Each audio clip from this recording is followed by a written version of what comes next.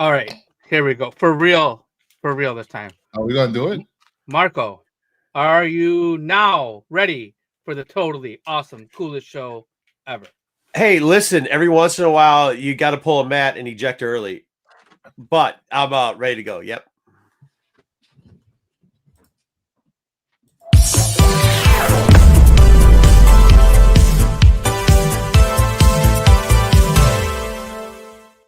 All right, we're back. As I was saying before the glitch, this week in Marco News, I was on the call, a pretty important one. I hung up and I thought it was a secondary call I was expecting from a number that I'm not quite familiar with, kind of a business call. So not kind of, it was. I answer it. It turns out to be an elderly lady. And then I was like, oh, maybe she's looking for Corbin. But it wasn't looking for Corbin. She asked me if I was the tech for T-Mobile. And I'm like, no. Wait, what? She's on hold. And somehow she called me on accident while she was on hold for 25 minutes. And I have no clue who she is, right? So there's two options at that point. You could say, Broad, what are you doing? Or you could say, well, that's unfortunate. Is there a way I can help you maybe? Without being like weird about it. So I had like a 45-minute. The business call that called in, I put the voicemail and finished the conversation with her and listening to her complain about how bad tech support is and technology sucks nowadays. Well, at the end of the call, were you able to get her a better deal on her plan? Bro, she's well, okay. So do you want to know what her problem was? She was asking if I know how to get her password for her internet. And I'm like, ma'am, no. And then that went in. I was like, I don't even know how to do that myself. I still use the thing that I do. And I didn't actually even know T-Mobile bundled all those things. So I told her no. And then she's like, oh, well. And then she just kept talking. And I was like, okay. I mean, at this point, what are you going to do? She was on hold for 25 minutes, she said. She was already on hold for 25 minutes. It's like 9 o'clock at night. You know, it's way past her bedtime. So I hope I did the right thing. I told her I said, listen, I can't answer any of your questions, but if you need to, feel free to call back and, complain about it, your internet and phone service. And the best I can say is, were you able to help? So obviously you didn't lower her phone plan price. Did you help her do anything? Yeah, I think I lowered her blood pressure because right. Well, also, unfortunately, she felt, pretty dumb. And it was like, yo, like, what are you talking about? Like, no, it sucks for everybody. Like, hey, don't feel dumb. This stuff sucks for everybody. It's not just you. It sucks for everybody. So I think I helped out with that. But that's wild, man. It was wild. At first, I was busy in the middle of something. I was expecting a pretty good call. The person was not happy I put him to voicemail, but I'm making enough money. I don't give a shit. So, yeah, I mean, screw you. You're going to be mad at that? I'm talking to some old lady, dude. Chill. So, yeah. But, yeah, no, so she kept going on. And I mean, it sucks. Also call your mom and if they're still alive or dad and, spend a little time, listen to their stories about how bad technology is and how it sucks so that people like me don't have to. All right. Thank you very much. End of story. PSA today. Hashtag AARP. No, AARP does them dirty too, man. They don't know what's going on. I mean, I felt for her, but like she started off hot. Like she had enough. And by the time we were done, she was at least like kind of laughing. So that's good. And I just told her, like, you really probably don't even need to be on the internet tonight. So just call him in the morning. And she's like, you're probably right. She's very nice. Very nice lady. She didn't even swear at me. Did you at least give her the link for the show so she could like check out the replay? Bro, she can't get on her internet. I probably, you know what I mean? We can call her. What time is we can't call her? I don't want to call her. Maybe I can call her something. Yeah, hopefully she gives you a good review on Yelp. Yeah. Right. She said that I was better than customer service. So we'll put 5 stars. 5 stars. Yeah. Oh man, where is everyone? Yeah, funny, Matt. Okay, take 2. Barlord, there you go. Wow, complete shutdown. Yeah. We don't know what happened. It was a glitch. It was a glitch in the system. StreamYard. Matrix. Yeah, StreamYard sucks so bad, dude.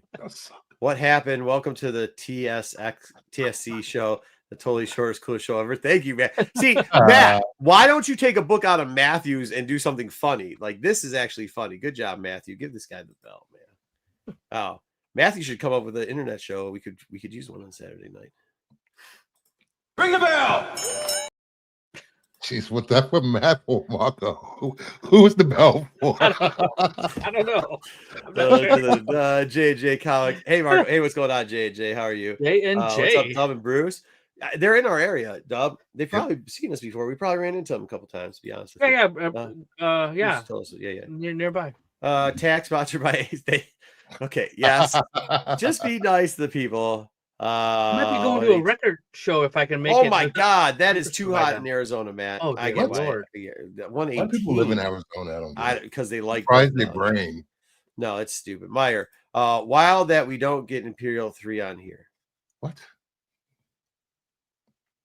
What's he talking about? I don't know. It's Meyer. Like the title, Imperial 3? Yeah. We reviewed it over. I will say this: Meyer did show up on my Star Trek show last night. Thank you, Meyer. Unfortunate. Oh, there were more than a show this week than 49 seconds. What's up, guys? Yes, this is more than 49 seconds. Thank you. The rest of it is here. Please don't skip your medication. Oh, I should have told her that too. That's a good point, Cosmic One. Yeah. Yes. Oh, that's good advice. Yeah, it's good advice. Yeah, it's good advice. Nothing. We just had to restart the show once. We had a little technical difficulty. Thank you, BK. I'm glad you're here. Tell your mom I say hi. That might have been who's calling me last night. Who knows? His mom? What the hell? She's older. He's like 40 still at home. You know what I mean? He was like 20. No, bro. Just because he looks young, he isn't. I mean, he does look young, but that's a 40-year-old man over there, believe it or not. He just hasn't hit puberty yet. All right. Yeah. That's old man shoes. All right. What? I'll be back. I actually, thank you for reminding me. I need to buy a new shirt for Baltimore this year. I appreciate it. It will definitely be widely open. It'll be a zipper instead of buttons. I don't do zipper usually. I usually do buttons. I did buy a new one, but I think it's too much like the old ones. So I'll buy a new one. I'm thinking about something that's got like some more pizzazz than normal. Last year it was Tommy Bahama, like this special artist shirt. This year I'm not looking to spend $160 just on a shirt to Baltimore. So, but I think I can find something a little bit better. So there we go. Didn't you used to get like cool shirts from just her? What is Ashley's? Yeah. But like, that's how I wear out. When I go out to the one dinner, I wear something a little bit nicer. A little bit nicer. For dinner, I thought you meant to wear around the show. Thank you, Cosmic. And I'm fat, they all wrinkle. I mean, like that's all wrinkle. No matter once you get to a certain size and a certain heat out in Baltimore, it all wrinkles, bro. I'm old too, and my wife yells at me because she's like, "Dude, I still carry. I don't actually carry luggage. I can't put my books in the luggage, so I carry like a go pack with me, and that's where my clothes go. So you know how that goes. Crumple that up, throw it in the go bag. Crumple it up, throw it in the go bag. However it comes at the end of the day after your flight, that's how your clothes look. I'm not unpacking them at the roll luggage. Huh? We're supposed to roll your clothing in the pack. I ain't got time for that. Ain't nobody got time for that. All right. I don't pack my own luggage. So. They're already talking for it, dude. I just get so fierce because when she packs, I can't find anything. Plus, I'm a grown up. If you're grown up, you should be packing your own luggage any damn way. That's not how that works. That is how that works. All right. What do we get into this week? Top 5 first? I know they're already talking about take it or leave it, but yeah, I think top 5 is the way to go. Yeah. Is it? I hear some goonery. People wanting goonery. Well,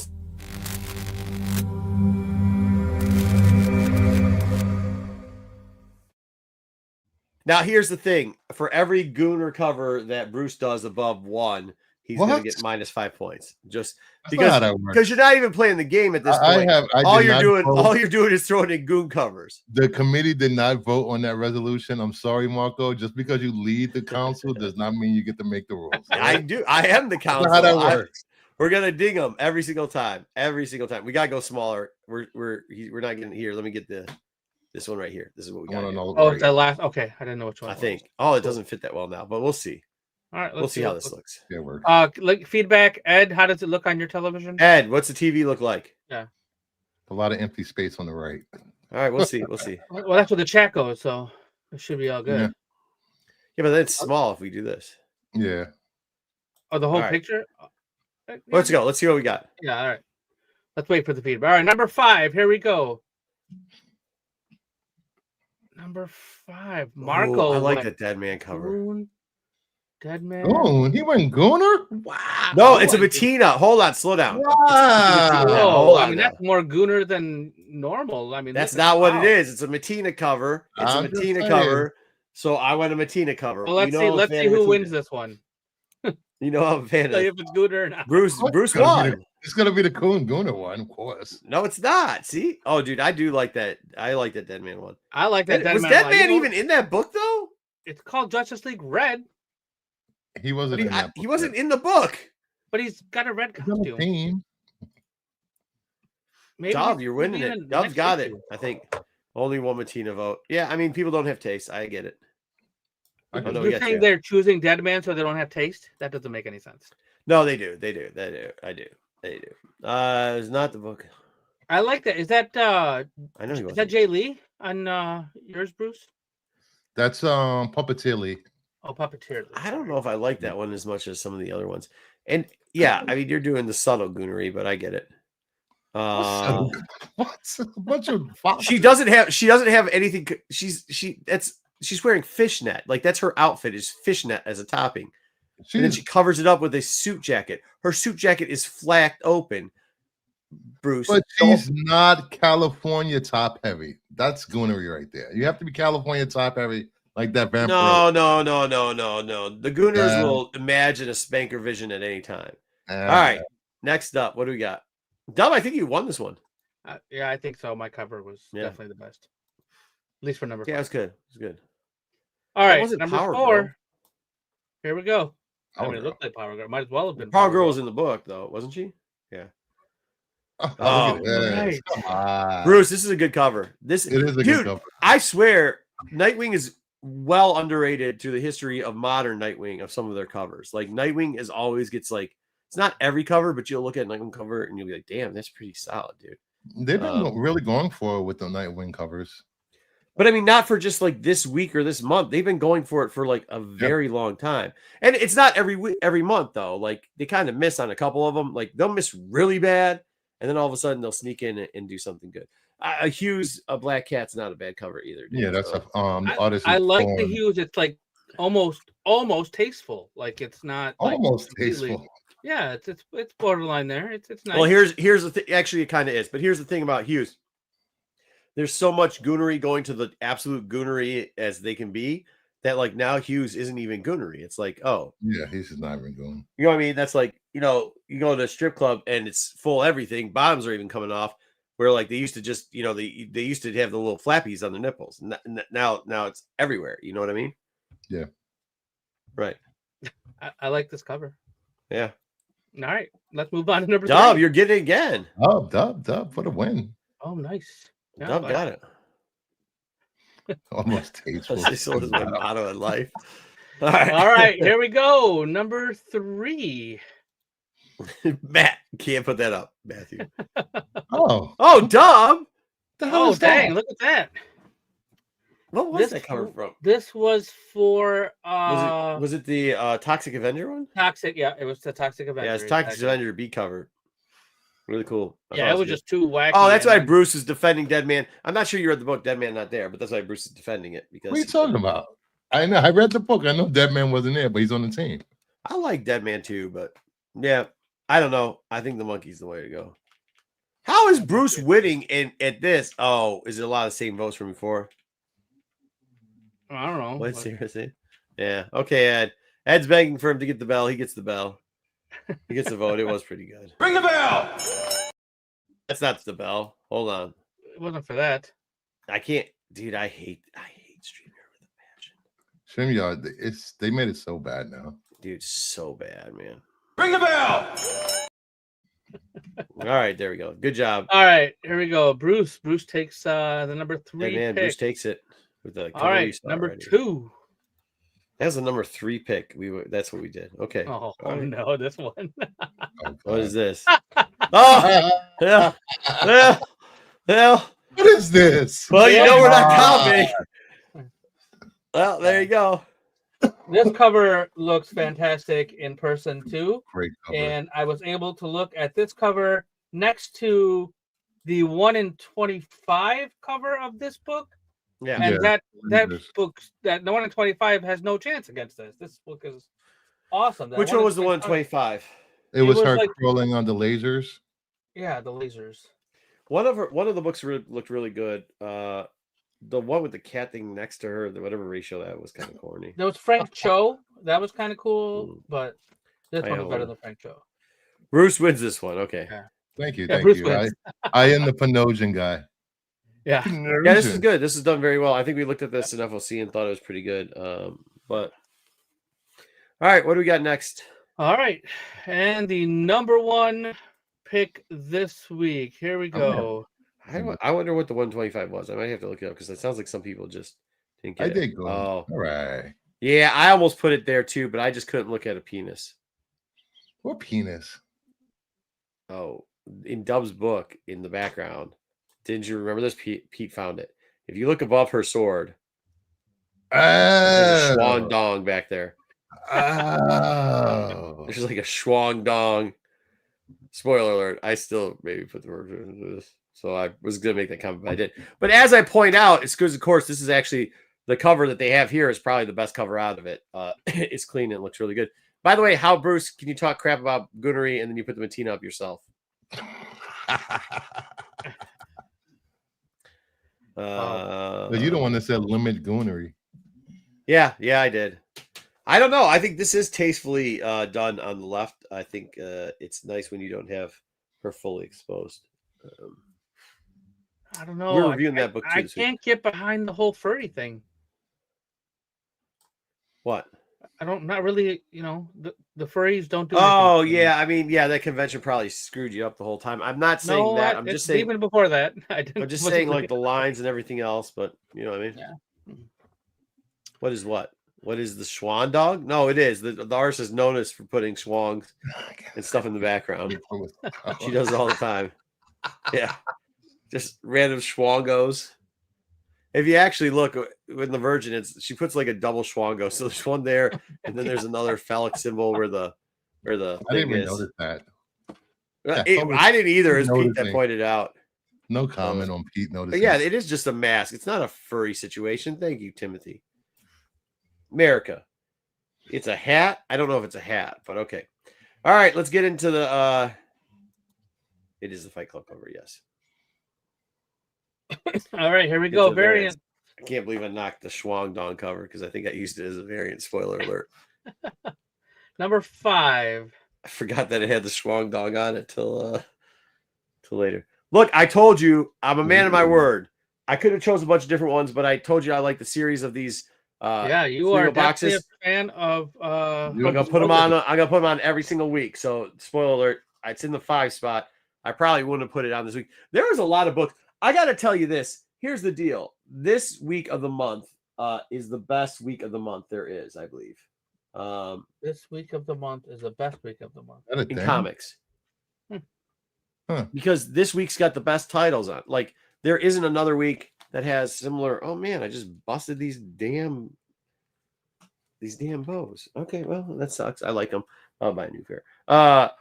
It's got too many good titles on it and too many good covers. This is like the week that's always hard to pick everything because it's so plentiful. So, see, look, I get a little vote. Thank you, Cosmic One. He's down with me. Dub. Really, you guys like that Ghost Pepper book, huh? Okay. Yeah, I like that cover. All right. Nobody's checking out that Spider-Gwen. That thing's so. Nobody likes DeMayo? What the hell? DeMayo? What? Yeah, DeMayo. Yeah, it's like a. To me, it was just like a regular like DeMayo cover. Like, I mean, nice. You get, like, not incentives and incentives, and DeMayo's. Okay, really of course. This is the side you're on, Bruce. There you go. There you go. All right, now we can move. I'm just gonna say it's an incentive and it doesn't look like an incentive. That's all I'm saying. That's yeah. All right. All right. Next? Number 4. Here we go. Please. Oh. G.I. Joe versus Godzilla versus Black Cat. Well, I'm highly disappointed in you. That was not the best Godzilla cover. Oh, definitely the best Godzilla cover. No, the one where he's coming down from the top and it gives extra scale to size was really good. Nope, this one looks really cool. The colors of the Godzilla, the red and the white, it looks fantastic. It looks really, really good. Oh, so you couldn't buy the other one. I get it. Okay, cool. I didn't want to buy the other one. I chose not to. Cool. Bruce's is the worst Black Cat out of them all. Even the JSC is better than that thing. What are you guys talking about? Great cover. Who did that cover, Bruce? Do you remember? That's DeMayo. You said I that's like who that the one last better. person was. Yeah. I like this one better than that one. So you just went up and down all the same artists. Is that what you did? That's not how that works. Yeah. It looks like it is. Yeah, I think next week, Creature. Yeah. Mm-hmm. Number It's a dope 3. one. Here we go. I don't even know why people, you can't criticize it and then go. Yeah, well, I did just criticize JSC, but that's Yeah, you did. If you're gonna take a JSC, this is the JSC to take. I mean, it just is. That face. No. I couldn't do it. No, face. not with that face. That's the JSC face. You can't put a single JSC book up. Worst version of the JSC face. He's got a few different faces that he does that are very similar, but that's the worst one. The triangle face. Yeah, whatever. Would you pick Terminator? I would have got the trade. Yeah, that Terminator is better than that. It looked like I don't know, man. I don't like a lot of JSC stuff, but the Psylocke. Whoa, we almost shut the keyboard almost fell. We almost shut the whole show down again. You never know. I'm out of that. Let me put that over there so that I don't touch it again. Yeah, I don't know, man. Well, it looks the Wolverine like was the better. No. All right, what do we got next? All right, the number 2 picks of the week. Here we go. Oh, you went with the Ito. Right. Oh, look at that. These are good covers. These are all. Yeah. I mean, the Ghost Pepper cover is dope as shit, though. I don't like where the trade dress is on that. The Mac is sexy. Well, I think what it did was. I wish the trade dress wasn't like that. Yeah, I guess maybe with the Ghost Pepper it's not, but if you're going to give it to, at least you take your the image single and kind of make it transparent, which I like better. But yeah, I'm not the Witchblade one's okay. Dubs is okay too. I mean, all of them. None of the above. We got a none of. Okay, all right. Got vote for 0. Although this one, Bruce is winning this one though. A lot of people like the Mac. I just felt like I liked the Mac a lot. I just felt like she was a little sleepy, but maybe that's her character. I don't know. She just looked a little tired. Also, nobody's actually picking up that cover because nobody's reading that book. I mean, they're really just not picking that up. Who's picking that up? Bruce didn't pick that up. Nobody picked that up. That's not even an option to pick up. Just take the loss and move on. Jeez. I'm not, well, first off, all you do is have Matt vote for you. Matt's vote doesn't count. So I got Meyer and Barlow. Get out of here. Yeah, he won that one. Bruce okay. Number 2. All right. Here's the number 1 pick of the variant covers this week. What do we got?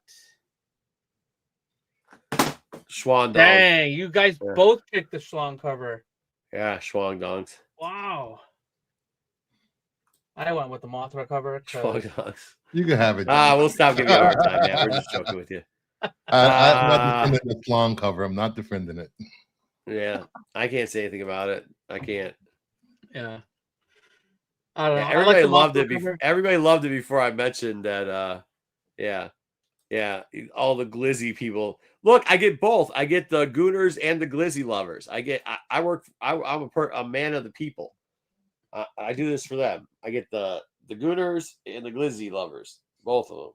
This cover, I can't look at it anymore because that's all I can see is a Schwan Dong. All right, well, with that, we will. This is so bad. No, there's everybody else has to look at it. I just don't want to look at it anymore. Oh, that's fucking hilarious. Oh, that's funny. What's going on? Oh my god, that was hilarious. And Ed's got it on big TV. Wow. He's go to the emergency right away if you're peeing blood. Double Schwag dog going on. It's hilarious. Stream over. Yeah, Pete does love that cover. Pete loves that cover. Absolutely loves that cover. All right, let's get into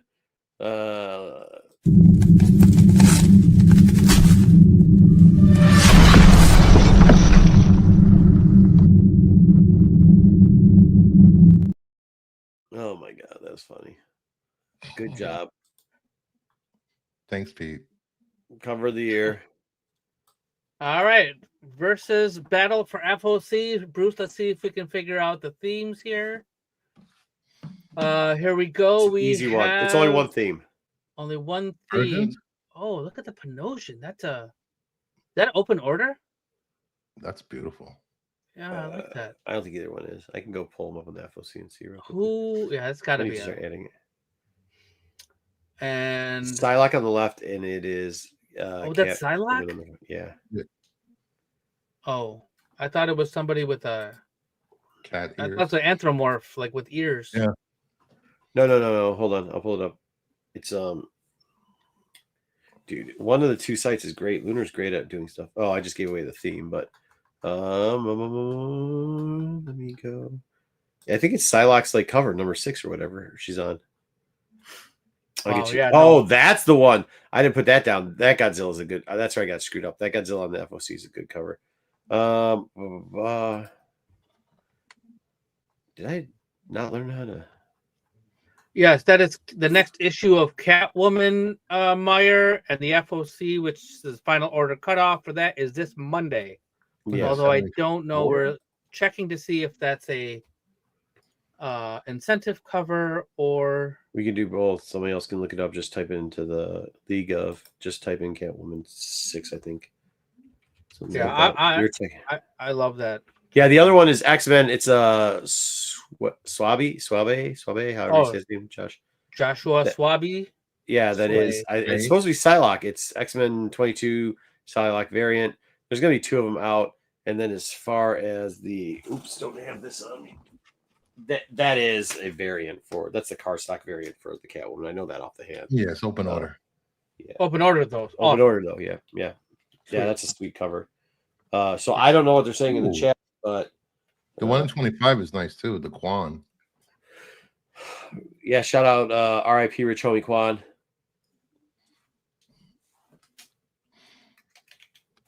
Yeah, so Panosian's been doing like B covers on Catwoman. Yeah. Frank Cho's doing covers on Catwoman right now. Like, so there's a bunch of it's long, but I think it's supposed to be that way, right? Like I think it gives like her torso's kind of long too. Like yeah, I guess now they mention it looks a little weird, but no. I still like I like it. I still like it, still dude. Did we get a vote? Guys, are you voting on this or we're just commenting that they're both great? Got a whole bunch of Catwoman votes already. Okay, Catwoman. There's a few votes for Psylocke. Yeah, okay. So if you like, so the reason that we're showing you these right now, these carefully selected picks, these are books that you can still order from your comic shop if you let them know before Monday. So or Monday. But you know, the sooner the better.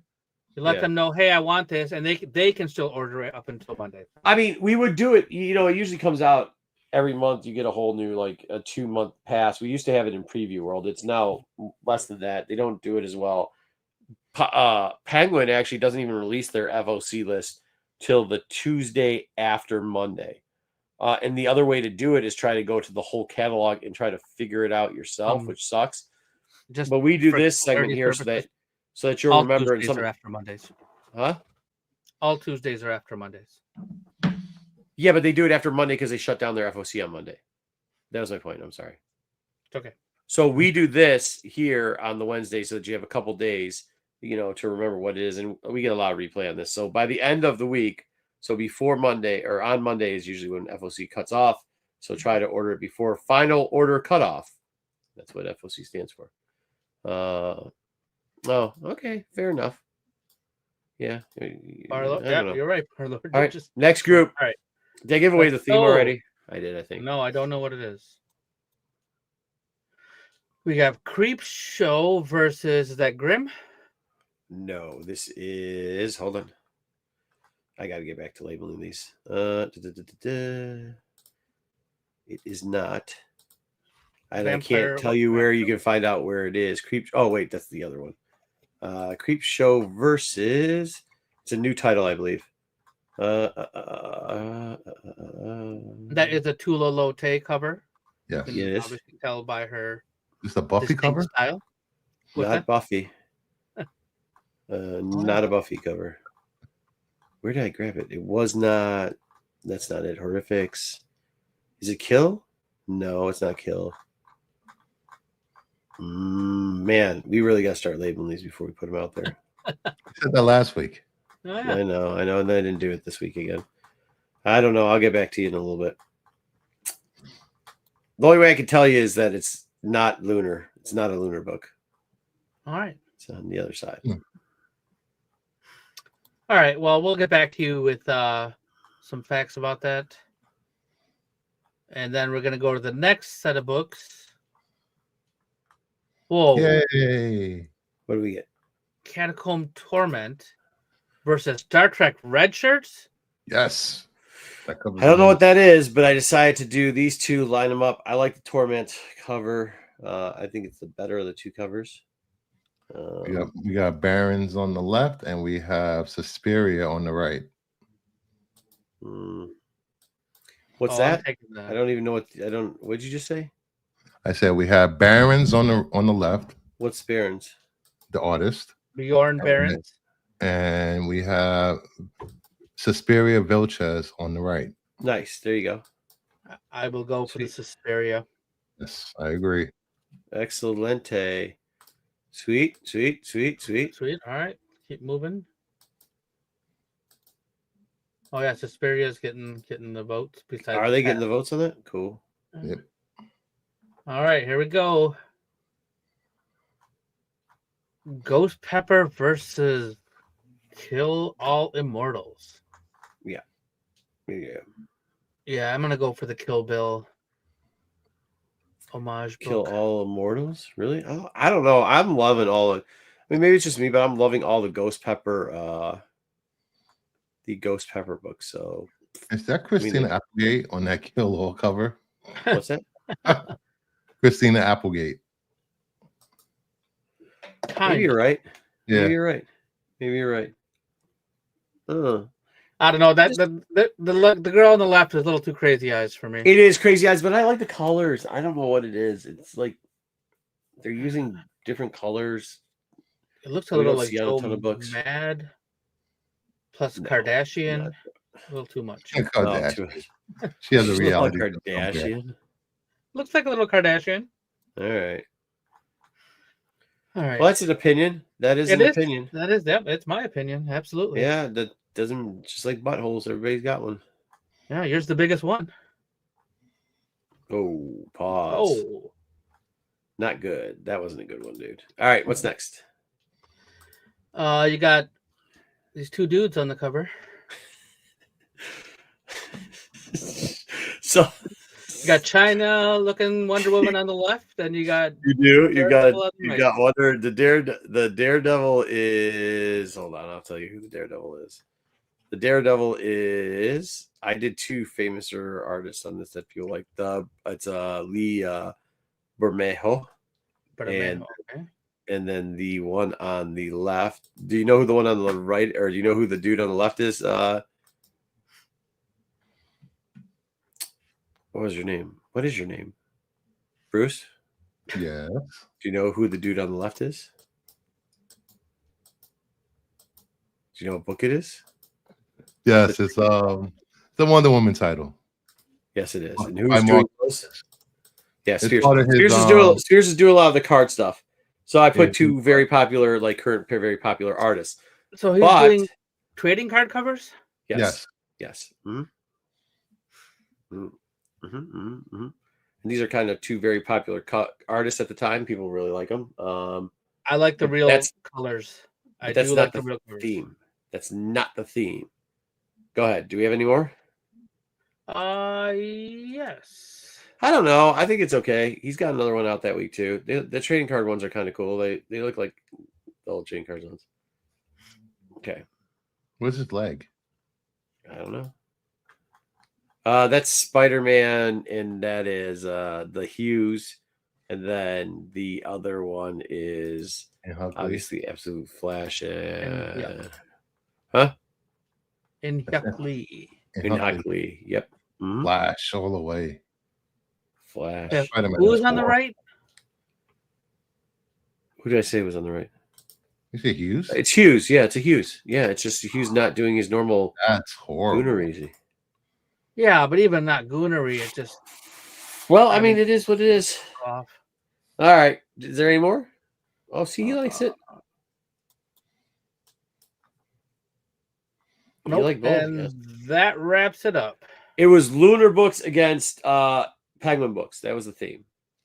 Oh, God. So I just didn't have a better theme this week, guys. That's the theme of the week.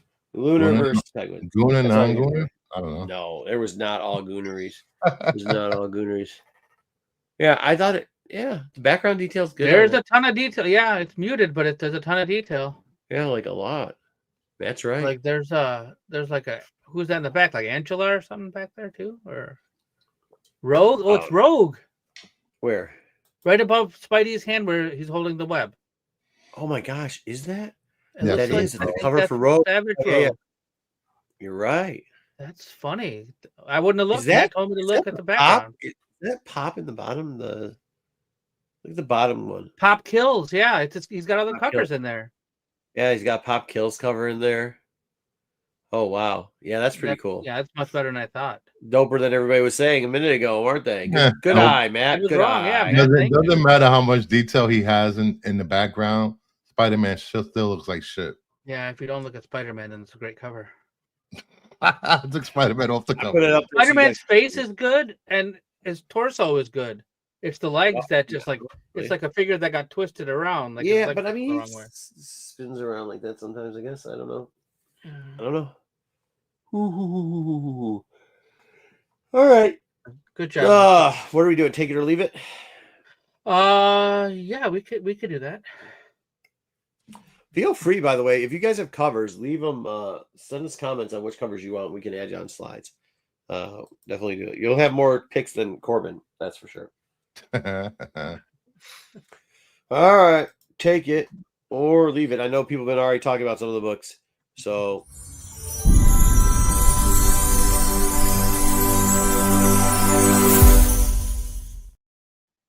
Also, that too, leave a comment below if you guys like we've moved top 5 before take it or leave it. I think it kind of opens up to it, but also keeps us on a way that we try not to spoil these books. And then people start talking about them in the chat early, so I don't know what we're going to do about that. Absolute Batman. We said we'd give the second one. We want to see about Kane breaking backs. Bane. Breaking backs. That sounds weird. Anyways, Only to you. And yeah. Go ahead, Bruce. You're a DC slappy. All right. This is I thought it was really well done. You get a little backstory, which I really enjoyed. There was something unexpected that happens. I was like, whoa, that's what that means. And then we get a new reveal. I thought it was great. It's been great so far. The whole Bane thing has been amazing. So thumbs up. Go ahead, Dub. I didn't get to it. I barely got to the show on time. Incredible. The ending kind of led me to believe it was Alfred. Yeah. Actually, Meyer hit it on the head. I was like digging some of the stuff. I don't want to tell you what it is because I don't want to spoil it. And then like that last scene, I'm like, wait, what? You know, it did feel a little bit out of place at the end. But once again, if you put it in isn't this book 3 of the Bane thing, or is this book 2 of it? He's been what, 8 since issue 8, 9? And what is this, 10 or 11? 11. So 9, 10, 11, 3. So this is 3, yeah. I don't think it's a bad part of the story arc. I just don't understand. I think they could have left off the last bit. There's the one part where he gives somebody a hug. I'll say that. And I thought I was like, oh, wow. Yeah. I went back and read it again. I was like, wow, that was kind of cool. And if they would have stopped shortly after that, I'm like, yo, I think we would have been good. So I'm going to give it a quick thumbs up, but I'm going to continue to read it because I think unfortunately, like this is an arc, and I think as it sits in the arc, it's probably not the best. Like, I understand why they did it. So it's great as far as combining the arc, but a standalone book you might be a little bit disappointed in. You see what I'm saying? I think that's a fair criticism of it. I mean, I still enjoyed reading it though. I mean, I still enjoyed reading it. So Spoiler, man. what did Matt say? Did you give it a full thumbs up, Bruce? Yes, full thumbs up. Man. All right. Next up, let's take it. By the way, This one ends up being a take it. That's correct. Yeah, don't spoil stuff, man. Come on, you know better. The next book is Imperial. I did this cover because most of these characters aren't even in this book. I thought oh man, I wanted to spoil this one too. They kind of bring a group back. And the group was a lot better in comics than it was ever done in live action, I guess. So I'm glad they're coming back because they're coming back like they were in comics originally. And yeah, when they're written well, I think, Marvel's problem sometimes, and this is what I was thinking while I was reading this book. They put out books? Well, they put their problem is they put out better books than DC, so DC always hates them. But, X-Men. Go ahead. But yeah, you got so many Superman titles that you could just flush down the toilet because nobody reads They're them. all good. Thank you very much. Not one of them's good. You couldn't name a good Superman title. The problem with would you just relax, Bruce? The problem with Marvel is sometimes, especially they did this in the 2000s, they would have something come out as live action, and instead of continuing what made it good, the storylines that made it good in the comics and that made it popular, they would try to format it to give you a soft opening for the live action. And then a lot of that live action was dog shit, by the way. And I think they missed out on a lot of things. Now you're seeing them kind of recoup some of that. Now it's changing. This was going back to reintroducing characters before they screwed them up in live action. I still am enjoying this. And the only part that's messed up is when Star-Lord called Dick Ryder Rich instead of calling him Dick. That kind of threw me off. Like, I know his name's Richard, but like they should have used, that would have been funny. Thumbs up. Plus, it would have been on point for him. Oh my gosh, Meyer, you can't spoil. That's a spoil too, Meyer. Jesus, you guys. This wasn't on my list of books that I received, so I didn't read it. You should have, because I sent it. It's not on there. All right. It's also not on my list either, Bruce. Oh, so it's not just me. Okay. No, it is. It was 100% on the list. It wasn't on the list that you sent. Yeah. I asked you what the list was before we put these in. So it was. Anyways, good book. Take it then. Good. Then you guys didn't have to read it. Nope. Did you read this book? Exquisite Corpses. Yeah. Last issue was kind of slow, and I was hoping this one picked up. It kind of did. There was a little bit more with this character. I'm going to give it one more issue, so I'll give it a quicker thumbs up. I thought last issue was decent. I thought this issue was better. And this character it centers around is pretty good. Plus, you kind of see the more... Yeah, this is another one tough not to spoil.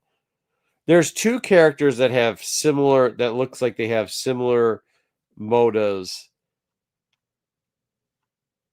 deep down. Like, they're not really bad assassins. There's like a lot of psychopaths, and then there seems like there's two that are killers, no doubt, trained killers, but not psychopaths. And I thought they're doing a really good job with like saying it without saying it, right? So, like, as some of the do, I thought this book was really good. I was kind of a little bit on the edge, thinking it was gonna, if we kept going, I think I said this last month, if we kept going like the route it was going, it might be like just too like overfied that we're just doing gore for gore's sake. But this one I think had a little bit more depth to it, so I'm giving it a full thumbs up. I thought it was really good, really good, really good read. Read it twice actually because I thought it was so good. Well, Bruce, would you give it a crooked? Yeah, crooked. Yeah, I'm also going to give this a crooked. You're right, Bruce. It needs another issue to see what's going on. It's got enough of like weirdness and creepiness going on It's not like overly horror or anything, but there's enough creepy things in here that are intriguing, and I hope something happens that's a little more exciting next issue. You don't find her. So, I mean, you're getting like arc after arc of the. Well, I mean, they like not everyone because I think we get spoiled. They killed off like some people already. There are some like Just the a couple. assassin people. Yeah. 2. Well, yeah, three. but Three. 3. But now, like I think with her, she's getting where there's 2 characters. I think if you can recall that, I think they're really following, and this is one of the characters, and I think they do a good job on her. But I mean, to each their own. And I think it's going to take a little bit. Huh? I also like the art in this. I like the line, Yeah. the clean lines, clean pencil, and the colors were done well. So, but the covers have all been like that too. So yeah, I mean, overall, I think this is still a solid pick. you have to take it. I think it's going to take a little bit more time to unravel, and then once again, you just wonder if he can finish because he doesn't finish. How long is this book? How many issues? Do you guys anyone know?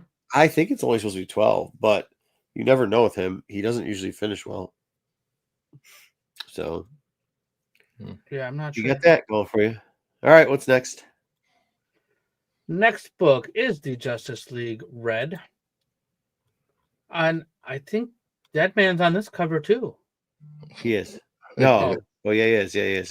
Yeah. It isn't that Cyborg too who also doesn't show up? I believe that's Red Tornado. No, Red Tornado's on the top. Who's next to Deadman? Oh. Deadpool. Man, I don't know. I didn't pick up this cover. Cyborg. Oh, yeah, Cyborg. It is Yeah. Cyborg, yeah. I found it. Also, I found the first part really weird and interesting that whoever writes this book must never have ran into any outlaws because they're like, yeah, look at all this nerd stuff we got. And I'm like, I mean, like, if you run into outlaws, they pretty much like funnel their drugs through crypto and like they sell a lot of technology too. So a little bit off. The book overall is like, okay, I guess. I just don't care. I just don't. I don't want to spoil it, but I just can't care because it didn't make you care about anything. Because it's not like it just is. Yeah. Okay. Yeah. It's just okay. That's it. It was just. Oh, you expected worse. Okay. So I'm giving it. I have to give it. I want to give it an even. I want to give it a no grade because it felt very incomplete. Great. Yeah, I want to give it a no grade. So I'm gonna give it a no grade. You guys can do what you want. That's not an option. Crooked thumbs down then, because I'll probably forget about this book and not pick it up next month. There's just too many good books out this week. There's just too many. This book is not. It's not even top 20. Go ahead, Bruce. Tell us why DC is the best of all time, even though this book stunk. Anyway, well, it was great to see Baz and Power Girl team up. Oh my God, get the fuck out of here. What? You don't like Baz? Get out of here. That's like no, that. Your thing is it's good to see 2 imaginary characters who, by the way, are Justice League type characters. It's not the criteria for you. It's my criteria. So get out of here. Let me finish my. Every fucking person's been in a Justice League at one time or another. Anyway, so. not acknowledging Marco anymore. I'm really interested to see. Didn't even know who that dude was. Where this goes, because it seems like there's something wrong with Red Tornado, and then you get a surprise character that hasn't been around for like 2 years. So I'm interested. So I'll give it a crooked thumbs up because I'm going to read the next issue. Crooked thumbs. Yeah, I didn't have a problem with the green lit. I just think, who the fuck cares?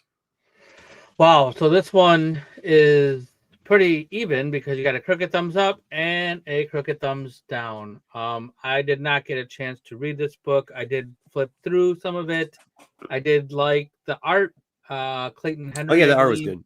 Yeah, he did a good job. Clean lines. You could see who was talking, see what's going on with the lettering as well. So it's up to you, I guess. Take it or leave it. Yeah, no, I think we'll go with the chat where like nobody who needs bootleg Graham Leonard and who cares. Thumbs down. I'm moving it to full thumbs down. There we go. It's too late. I already moved on to the next book. All right, what's next? The next book is Venom, Black, White, and Red. I opened the book. I closed the book, so I'm not giving a grade because I couldn't get past the first page. I'll give you this. It's the same as the last book. Like we don't need either one. Could get thumbs down. Like this, the like beginning story was just a takeoff of something else. It was takeoff of like a Predator type thing storyline that they did. And the second story was nothing. So, but the other 3 stories was really good, really good. No, could get thumbs down. Crooked thumbs down. I think it's pretty bad to screw up a Venom book too, and like, especially when you're supposed to be doing gore stuff. But like, this is bad. I mean, it's bad to screw it up, but it gets screwed up quite a bit. Venom books get messed up. No. But I thought this was going to be more like Carnage USA, like that type of thing. Like that's what you think, like Red. Have any of the Black, White, and Blood books been good? Yes. There was one last week. We saw one. I thought there was Darth Maul's was good. Yeah, there was another one that was surprisingly good, but it's like one in every 3. Predator? That's what it might have been. Yeah, it might have been the Predator. I think the Predator one was good. Dude, this one was not good at all. All right. That's a leave it. That's a leave it. All right. The next book is Catacomb of Torment. I told you last month that I was going to give this one more try and see if it held off. The stories in this book sucked. I'm sorry. I like almost all the EC stuff. This one sucks. This just sucks. Thumbs down. Not a good story in the lot. Just sucked. It sucks. They need to go back to the one before this when they were doing the other one. You don't have to agree with Marco. This sucked. Thumbs down. Which is bad because we should have just read, like, Ghost Pepper was good this week. We should have read, I was going to put, what's his name out there and I didn't. What's the one from the Ghost line from the, you know what I'm talking about. The one that had the serial covers. Geiger? I mean, no, not Geiger. What's their, the Blood one that has, something? no, the one that has the X-Men Ray guy on it and he's got the little kid. That didn't help. Anyways.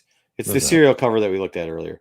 That was good this week again. Oh, that one was really good this week, actually. Like, stupidly good, but we review it all the time, so I didn't want to review it again. And then, like, of course, you had Catwoman that was really good, and instead we get this dog shit. So, thumbs down. Sugar Stream? No, not Sugar Stream, dude. That's the name of the cereal. Oh, that's the name of the cereal. Gotcha. Sorry. Yeah. I have a little thumbnail, so. No, not Sugar Stream. All right, so this one was a leave it. Yeah, it's a leave it, unfortunately. Leave it. Sorry. Yeah, no, it's okay. Hyde Street, that's what I'm thinking of. Hyde Street. Hyde Street was really good this week. But we review it every week, so whatever. Oh, what did you guys think? Did you guys get to this? I wish I did. I did.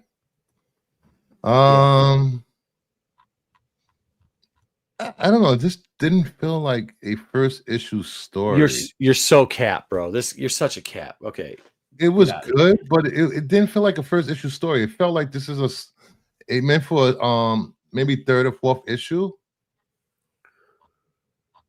Oh, hold on, bro. Issue story for me.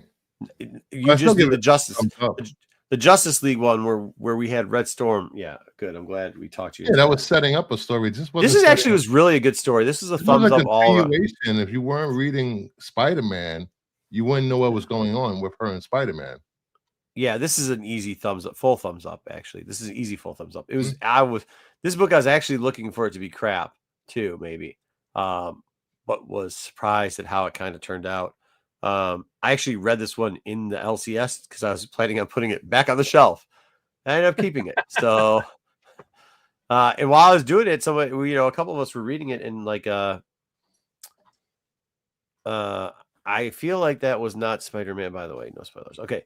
But yeah, I thought it was really done well. I was surprised. I stopped reading halfway through and was like, okay, I'm going to buy it anyways.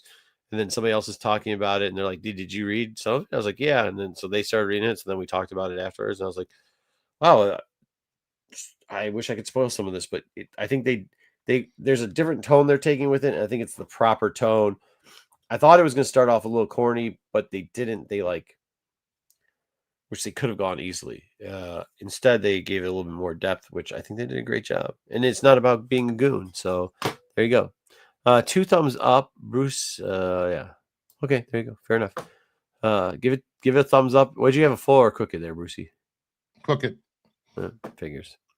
No, crooked's thumbs up. Hey, figured if you didn't read Crooked up. the latest Spider-Man run, you had no idea what was going on. You didn't have to for this. What are you talking about? Yes, you did. They showed you a flashback in this book, Bruce. Nah. I will say the art in this one was actually, it's not the best, but it was really, really good. There was a couple panels that were kind of weird, but for the most part, I like the way they drew Black Cat, and even like some of the villains. They did a good job of you're right, with the detail, and it was clean. So they did get Goonie at the end. You're right. There was a bath scene. All right, cool. Well, that sounds like it's a ticket. Sounds like a ticket to me. I was surprised. Right. Everybody's surprised in that? I was surprised in that. Yeah, not what I was expecting. Not what I was expecting at all. All right, let's get into this week. By the way, in comics, we decided to do a little something different. I first off appreciate all the great feedback on the Comic Investment Club that we're doing. This week, I decided to do something a little different. I decided to not go for like the main normal books, but typically books, especially con season kicking off, like you can find these are pretty regular. It's not typically just one. Hold on, I'll just do the thing and then we'll go.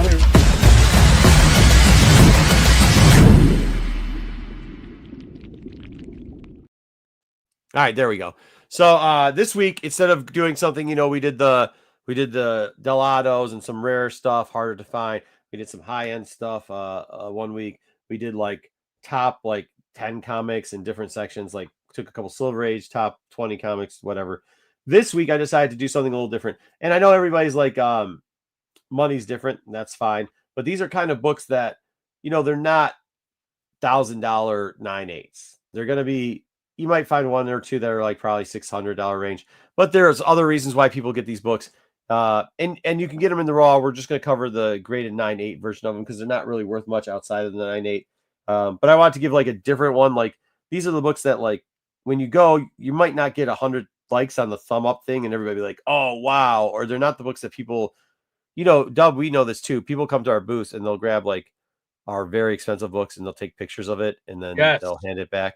These aren't probably the books people are taking pictures with, but these are the books a lot of people buy and they're great. And like just kind of catching up because sometimes we forget about it. Sometimes they're on our list of books to buy and then we forget to buy them.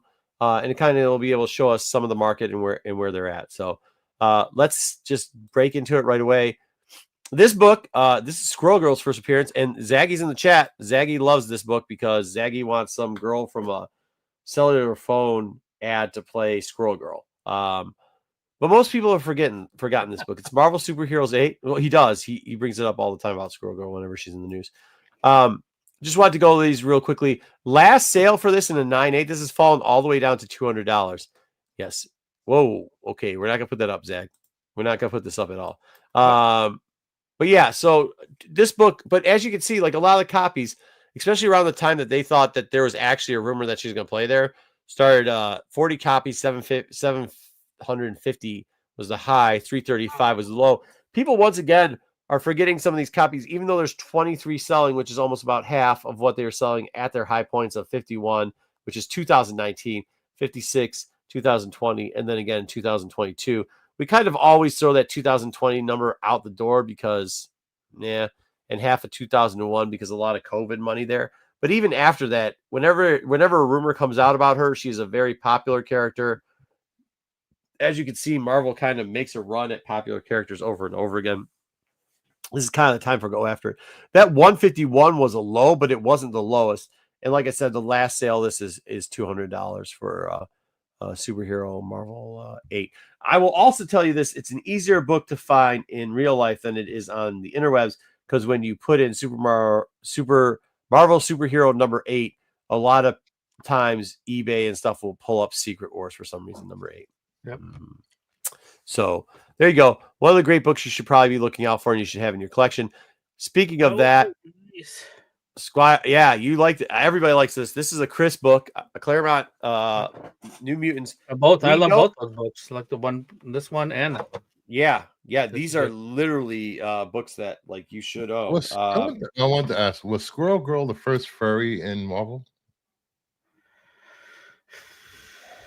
That's an interesting question. Yeah, I mean, was is she it a furry?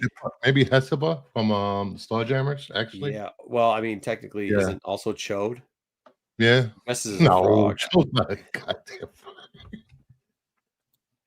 Frogman, maybe? I don't Beast know. was. There's a couple bad guys. Beast. Yeah. Yeah. Beast for sure. I was thinking about Rhino also. You know, I don't know. Doc Ock, maybe. Rhinos don't have fur. Well, you have to have fur to be a furry. Yeah, I guess that would be a definition of it. I mean, I don't know. I'm not sure what the technical definition is, but you hung out with them, Marco. You should know. I didn't. I went to a con with my buddy Dub, and they were there. Oh, so you both hung out with furries. They were there. They were there. The whole thing was there. All right. Anyways, the New Mutants. This is square-bound. A little bit harder to find.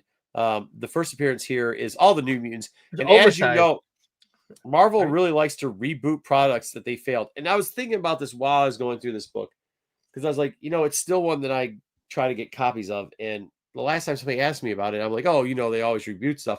But realistically, the people who pitch these ideas, if it has gotten as far as production level, even over at Fox or a different thing, they're still in the industry. And they still they might say, like, that wasn't my original version of it and it got screwed up. But you see it getting recycled. Just check out the X-Men. Just check out Fantastic Four.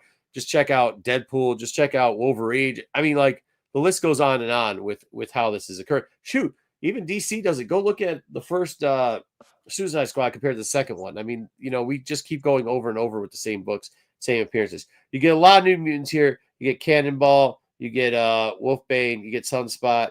You get a bunch. This is a good one. This book, 9/8. Gosh, I can't believe this book is falling there. For the longest time, these were sitting at $900 books for the longest time. Thousands a little bit high. You got to remember here, if we're looking at 2017, 2018, there's a TV show that came out. What did that come out in 2008 or 2009? The movie came out during COVID. Yeah, COVID. So 2020.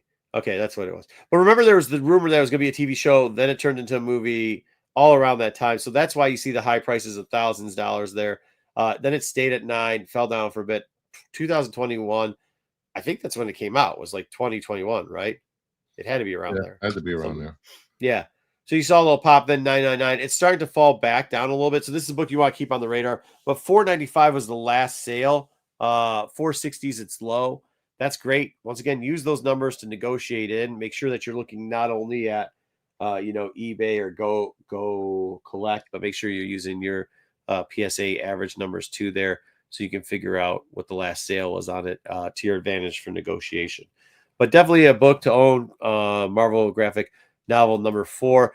We got the closer look thing. So what are we going to look at here? Let's see what we're going to take a closer look at. There's 2 things that you have to know here when you're looking for this. First off, the first print does pretty well and is probably the book you want to get. But there's 2 versions of the first print. There is the regular version and the $5.95 cover version. So you want to make sure that you're not getting the $5.95 cover version. And then there's 4 prints of this. Once again, don't buy the $5.95 book. If it says $5.95, it's still good, but it's probably not the best. As you can see, 4th print $5.95 cover sells for $400. It was $1,000 for a little bit. Less of those selling. The 6th print. There's up to 6 prints. There's also 6 prints on this. And when it gets down to the 6th print, 926 high, 103 low. That's 2017. They're very super rare to find. You can also tell that the 6th print has a $5.95 price tag on it too.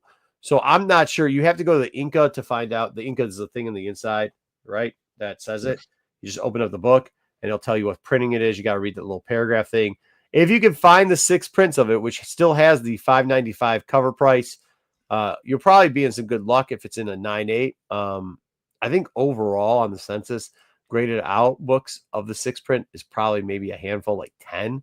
So you can tell that people aren't grading it. I wonder how many times somebody entered in that it was just the $5.95 cover and it got graded early on between either one of the 2 companies. And just, I mean, look, everybody says I'm a CGC slappy, but do know that I criticize them also At one point for CGC, you filled out your own form, and they would just put whatever you put in the label printout form on the label.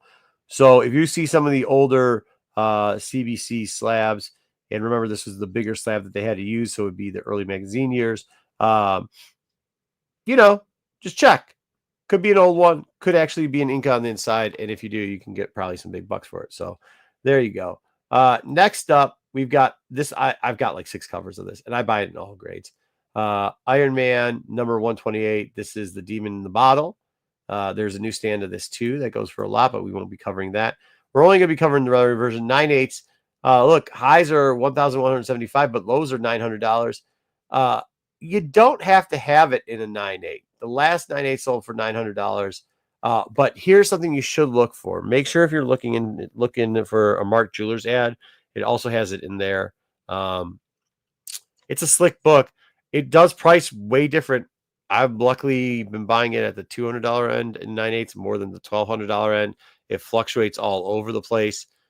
You don't have to have a 9/8 copy, but should be a book that you have in your collection. It sells all the time. And then here we go. We had Absolute Bane, so I decided to do Bane's first appearance here. Why is this Bane's first appearance, Bruce? He's on the cover. And his name's on the cover. There you go. All right, there we go. First appearance of the both. 9/8. 61, 138, 104 are the last 3 years of sales numbers in this book. So we know that's selling a lot. Once again, meeting our criteria. The last one was just under $300.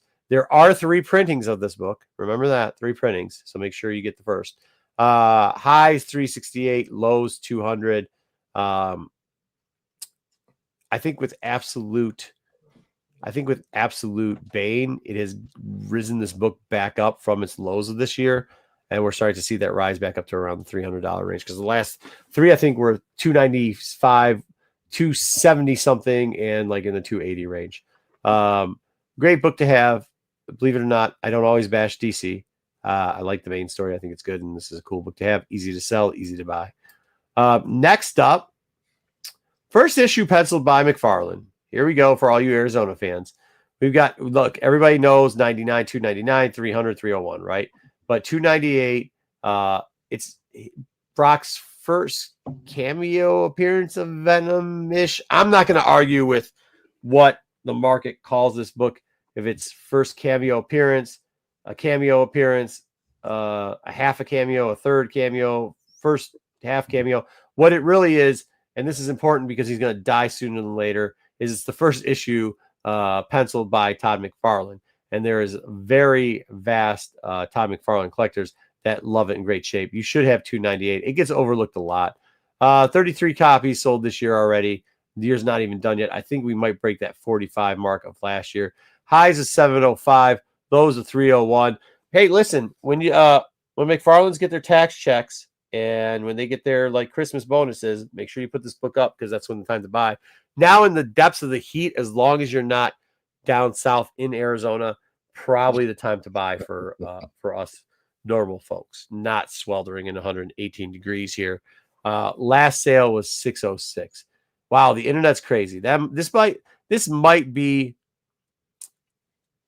Yeah. I mean, that's his first. Coyote is for his first for a low price. You're kind of overpaying for it now, but not exactly as popular as a Spider-Man book. But good advice, BK, for somebody who doesn't really buy or sell comics. Yeah, I mean, I'll bet you the sustainability of this book outlasts Coyote. If you want to ask your mom if you can borrow some money. Here you go though, low 301. This might be a book that you try to see the low prices, and then if you're at the con, do it out or go to auction. This book shows up as 9/8 auction. This is a perfect online 9/8 auction book to buy. Next up, we got to take a closer look. Bruce. We got to take a closer look here. Don't look at me. What are we taking closer? Why are we taking a closer look at this book? Because it's a 99. 299 sales. How could it possibly be? CGC never handed a 99 out before last year, did they? No, they didn't. Except for at this auction in 2009. It was back-to-back auctions 3 days later. Now, I do smell something fishy. The question. Yeah. When they had those 99s graded and they came out in 2009, did they Did the prices of 9/8 drop drastically after that? No. Okay. However, this is literally for Sean. I'm doing this bit because I was fishing with him the other day, and he told me how 9/9s are ruining the market again. I said, Sean, they're not ruining the market, you idiot. Give me all the 9/8s. I'll just buy them on pennies on the dollar, please. And he said, no. And I said, exactly. So here we go. These are, but I will tell you, we have to take a closer look at this one because this smells fishy. Whenever you see this 3-day auction, both by Heritage, you got to think something sounds not up. Not to mention the cert number isn't in the second book. It's only in the first book. And it's 9/9, which is a rare grade. Here we go, though. So we're going to do the double checkout. This is kind of weird, though. It's weird that they got 9/9s. And I'll tell you why in a minute. You look at the certs, though. There's no way they could have 3 different certs. What happened here is in the grading set, and they didn't pre-screen these.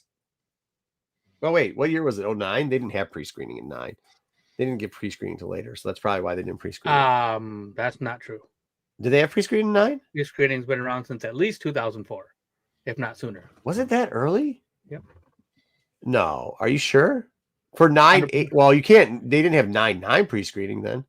No, 9/8 pre-screening. Was it 9/8? Because I thought it was you could only pre-screen 9/6s till 2000 and. You could choose whatever grade you wanted as the pre-screen. Oh, you're right. You could. Yep. Thank you, Dub. You're right. You're correct. You're correct. Are you correct? Well, you might be correct. I think you're correct. I'm just thinking about those. Okay. I can talk about it later. I'm not going to break it here. But here we go. We're looking at the numbers. So they must have pre-screened a bunch of books because if you look at the back end number, it's 9001, 9002. Oh, nope. They're right next to each other. Back to back, probably pre-screen these, and we get 9/9 and a 9/9. The funny part is they gave 9/9 to off-white white pages. If that's the only defect. I mean, yeah, if that's the only defect. But you'll never know because no, there's no notes. Well, yeah, it's not rotten. It is what it is. But they've been doing this for years, and then how that stuff goes. Well, it could be also that when the same person submits the same book, they just look at one book and give both books the same grade. They've been known to do that with books. This is by the way in 09. I think Ponytail was still working there. So then he went to CS right after that. No, does he even work anywhere anymore? Well, I mean, dude, come on, dude, that guy. But there you go. So that's what we got. I guess they're different books because you can't put them up 3 days apart with different numbers on it. So both sold there. I guess it's a legit sale. Do with that information what you do. We don't tell you what to do. We just show you the information. You make your own decisions up. Even though we try to highly sway you away or something. No, just kidding. All right, next up, one of the greatest books of all time. First appearance of Ben Reilly as Scarlet Spider. Now, before we do that, the Web of Spider-Man 118, I wanted to stress the reason why I said Ben Reilly as Scarlet Spider-Man is because, we got the clone in Spider-Man, Amazing Spider-Man 149. You know what I'm saying? So here we go, though. 9/8's going for $468, lows 180. I love these books that just fluctuate because that gives you tons of negotiating prices when you have to buy it for real. With people, last was $468. That kind of stinks because that's the high. However, this is almost an all-time low for 5 years now. Since 2019, we haven't seen numbers on this book. Might be a great time to buy. I know that Dub hates this book, but that's okay. You can be a hater. I think as long as you're not a human being and cutting sleeves off shirts and it's only a mythical clone, then it's perfectly fine. What? Very good. All right. I want to give a little bit of DC love and show one. You got a good book on here. And show a book that's a little bit under the radar because technically this is Harley Quinn's like 4th appearance is what people say. 5th appearance, whatever. Who knows? Adventures 28. Huh? Second. Isn't it second? Is it second? No, it's the 3rd, I think, isn't it? It's not her first. It's not her first. It's not her second, I don't think. I think it's the 3rd, to be honest with you. Who cares? Once again, it's one of her extra prints. This book does actually pretty well. It could be her second now that you mentioned it. Could be her 3rd. Who cares? But it's a book that gets overviewed a lot. You can find this a lot of times in $10 bins. This number 1, and then obviously there's the other one that everybody loves. But finding this book is still in the rack sometimes. It's probably the only one other than the big key in there to actually grade, which is the HQ book.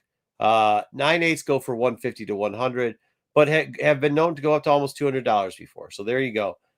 You could still find this kind of in the not dollar bins. I'm talking like individually priced, but not overly priced. And something to kind of put in that these runs are selling a lot better than they used to too. I think the last 2 times I've gotten this run and taking out both this book and the other Quinn book,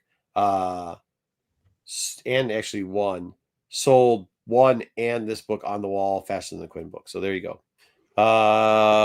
Next up, one of the most underrated of all books, and part of one of my favorite DC characters of all time.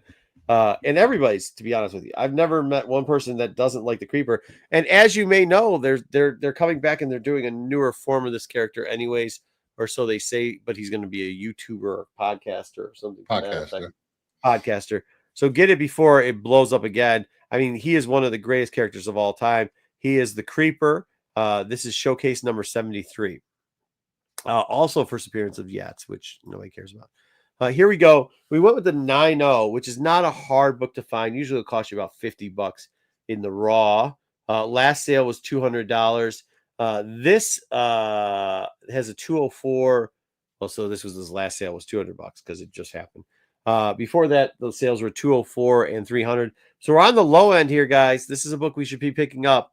I love this book. I have to admit, I probably own a dozen of these. But it's just because it's such a great character. Speaking of showcases that may be underrated, the Inferior 5. Bruce, go ahead. Love this one. This is showcase was 62? Yeah. 62. Yep. First team appearance of Inferior 5. Dumb Bunny. That's a gooner if I've never heard Merry of Man, Blimp, Awkward Man, and White Feather and Dumb Bunny. There you go. This actually sells pretty decently if you can find it in the 9.2 region. 612 only one there, $400. Mightily overlooked in that run a lot of times. You still don't even need it this high. You can still get it all the way to the 7. And usually if you grade it, it's worth more at that region. So just make sure once you start getting into the 9s and below, including with Creeper, like you really can't buy Creeper below 8. You're going to get in trouble with the raw price compared to the graded price. You might as well buy it graded 8 or above. When you're looking at Inferior, you could probably buy to the 7.75 point, but make sure either way, if you're buying them raw, either book, you're looking for presentability grading over overall grade. Like if you get a 8.0 in Creeper, but there's a 9.2 or there's an 8.5 and the 8.5 doesn't look as good, you want the 8.0. In the long run, it's better to get presentability in that type of grade. The dollar significant amount won't matter as much, and the sway between it will make up for the difference. So same thing here. Inferior 5, great book, overlooked a ton. You don't see a ton of sales here. It's not because the book's not out there. You can find this book. It's just that people don't usually think about buying it and grading it. I mean, look, dude, at one point in 9.2 was not going for $96. It wasn't really, I mean, even 2015, 143, 120 in 2017, 2022, a 9.8 or a 9.2 sold for $79. Wow. The low end of this has always been kind of good. But you never know what DC is going to do. They could do something with these characters too, but even if they don't, I think any first appearance and showcase, you guys have known this for years. If you've been following us, every year I do a showcase, like first appearance, a whole first appearance show. And this always makes the first appearance show. And then finally, probably one of the best books on the list, 2000 AD. This is a magazine and comes with the Red Alert wallet inside. This is the second appearance of Judge Dredd, kind of. Here we go. We're just gonna look at this book. You're not gonna find a lot of them sold, but if you come across this in the magazines, $336 for a 9.2 and $927 for a 9.2. I looked at both of them. The reason why the 927 shouldn't have sold for 927 One was a transfer of funds, different things. But the 927 was white, not off-white to white, and presentability a lot better. The 92 for the Heritage auction almost looked like a gimme grade. So there you go. Presentability always wins. We just talked about in the Bass books, and then here we see it here. Presentability wins. So there you go. That should be it. That is it for Investors Club. This Nice. I did something a little different, man. I hope you guys liked it. I'm trying to switch them up. I know we'll get back to doing like some of the rare like artist ones, like Delato rare ones. You guys like that? We'll get back to some of the expensive books, but like those books, that's affordability for every level, right? If you want like $1,000, just under $1,000 book, we had a couple of those in there. If you want just a couple $100 book, we had a couple of those in there. If you wanted a raw hunting book that will grade well, we had those in there. So hopefully you guys like that. We're gonna keep trying different ones. Just tell us below which ones your favorite is or what we should go after. Yeah. Well, it's not even low income. Like I buy them. I buy those books. You know what I mean? Like those are everyday solid books. So that's it. All right, let's get into what is next? News? Yeah. News is next. News. What were you counting on your fingers? So make sure we run over everything. Yeah, I think we did. Top 5. News. Yep.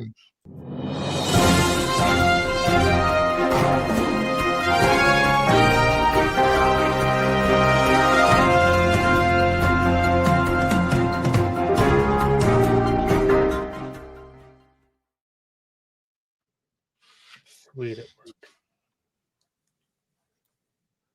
What's up? Oh, there it goes.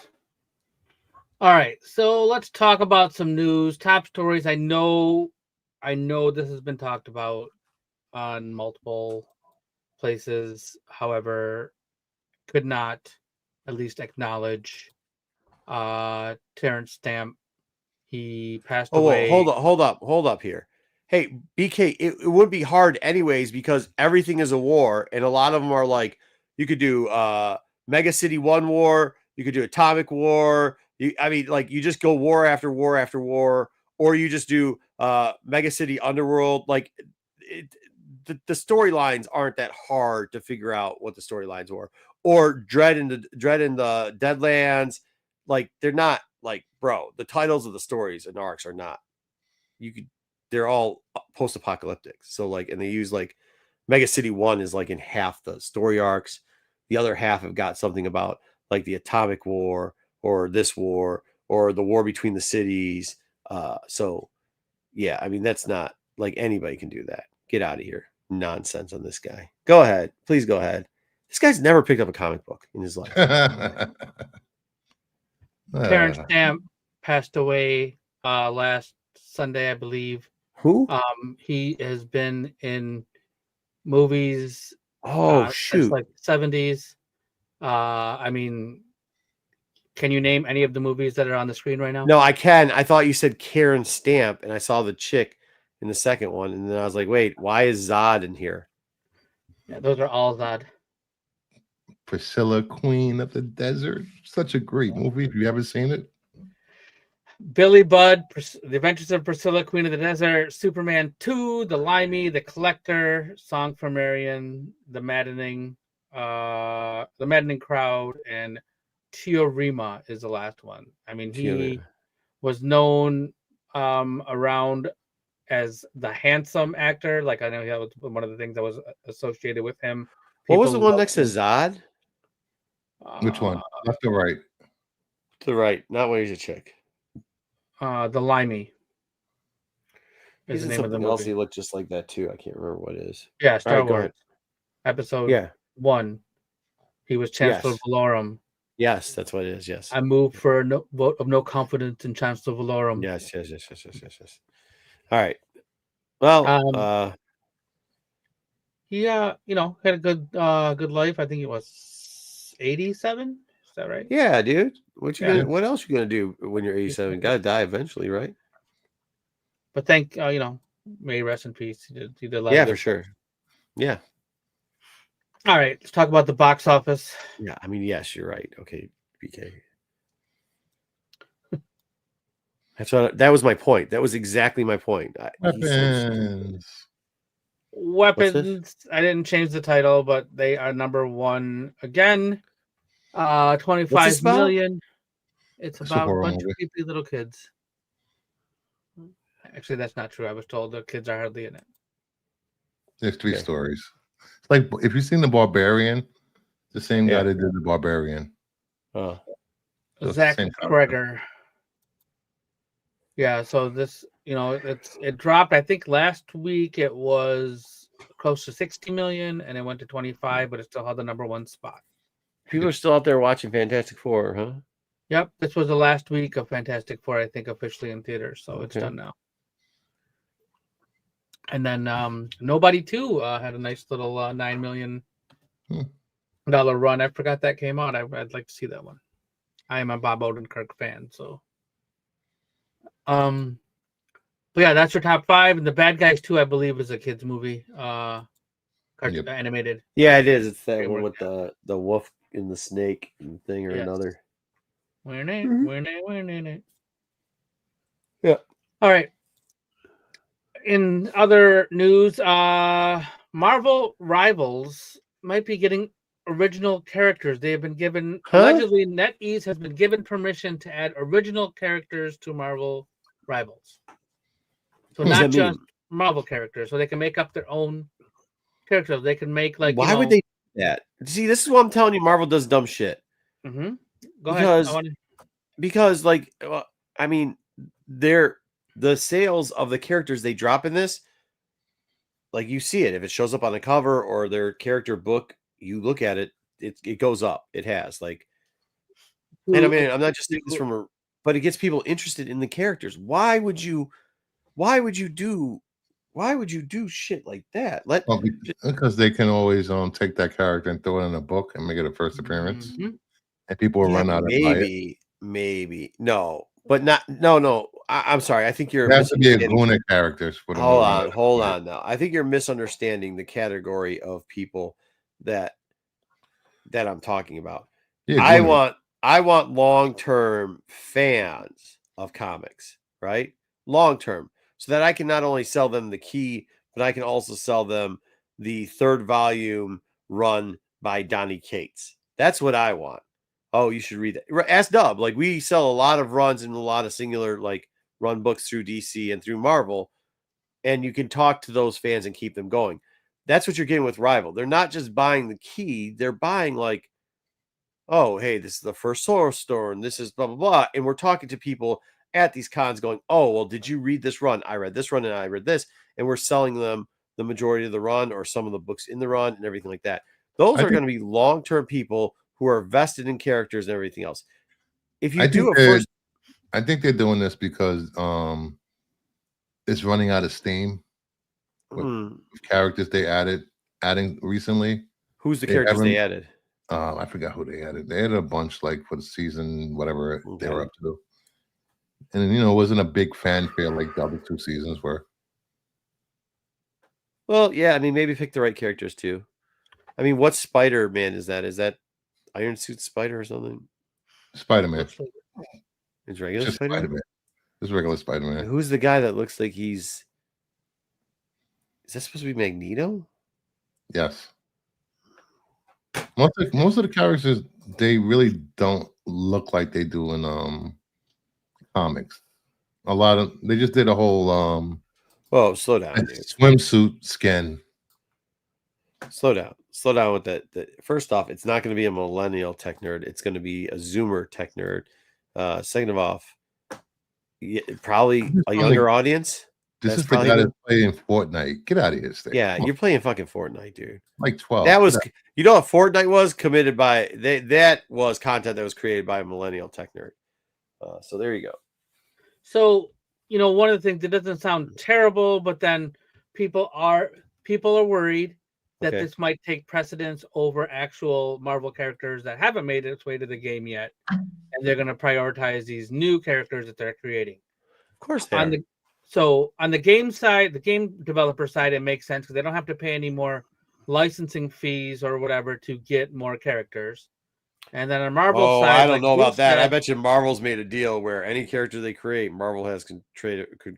Marvel will own it, but you know, Yeah. like I mean, Creative I would control. guess, and like Bruce said, they can all of a sudden create, you know, comic books based on that character Yeah. because there have been some amazing characters that came out of original properties that made their way into comics, Such as such as Harley Quinn. Quinn. Yep, she came, such as Batman Beyond, Livewire. Oh, fair. Batman Beyond. Yeah, yeah. Livewire. Yeah, so a Ink. I couple. don't know how sweet Livewire is. Well, I mean, Batman Adam Beyond, Warlock's in Harley there. Quinn. Luna Snow, Star Lord. No, I'm just trying to wonder when people are complaining about what characters that they need in there. I'm going through these. They got Rocket, Moon Knight, Star Lord. They got the Parker girl, the Penny one. They got Magic. They got Psylocke, Strange, Venom, some Shark, Iron Fist, Namor, Captain America, Groot, Hulk. What character are they saying that they don't have? Holy hell, they have like every character in here already. They got Punisher, Thor, the Fantastic Four, Is Ultron. Chode in there? Very valid point. Shit, they got Doom 2099 in this B. Oh my god, Thanos, Groot. I mean, they look. You can always add new characters. I mean, they don't have Fing Fang Foom in there. Major miss there. You're right. They don't have Ravage 2099 in there. Got that. Do they have Dick Ryder in here?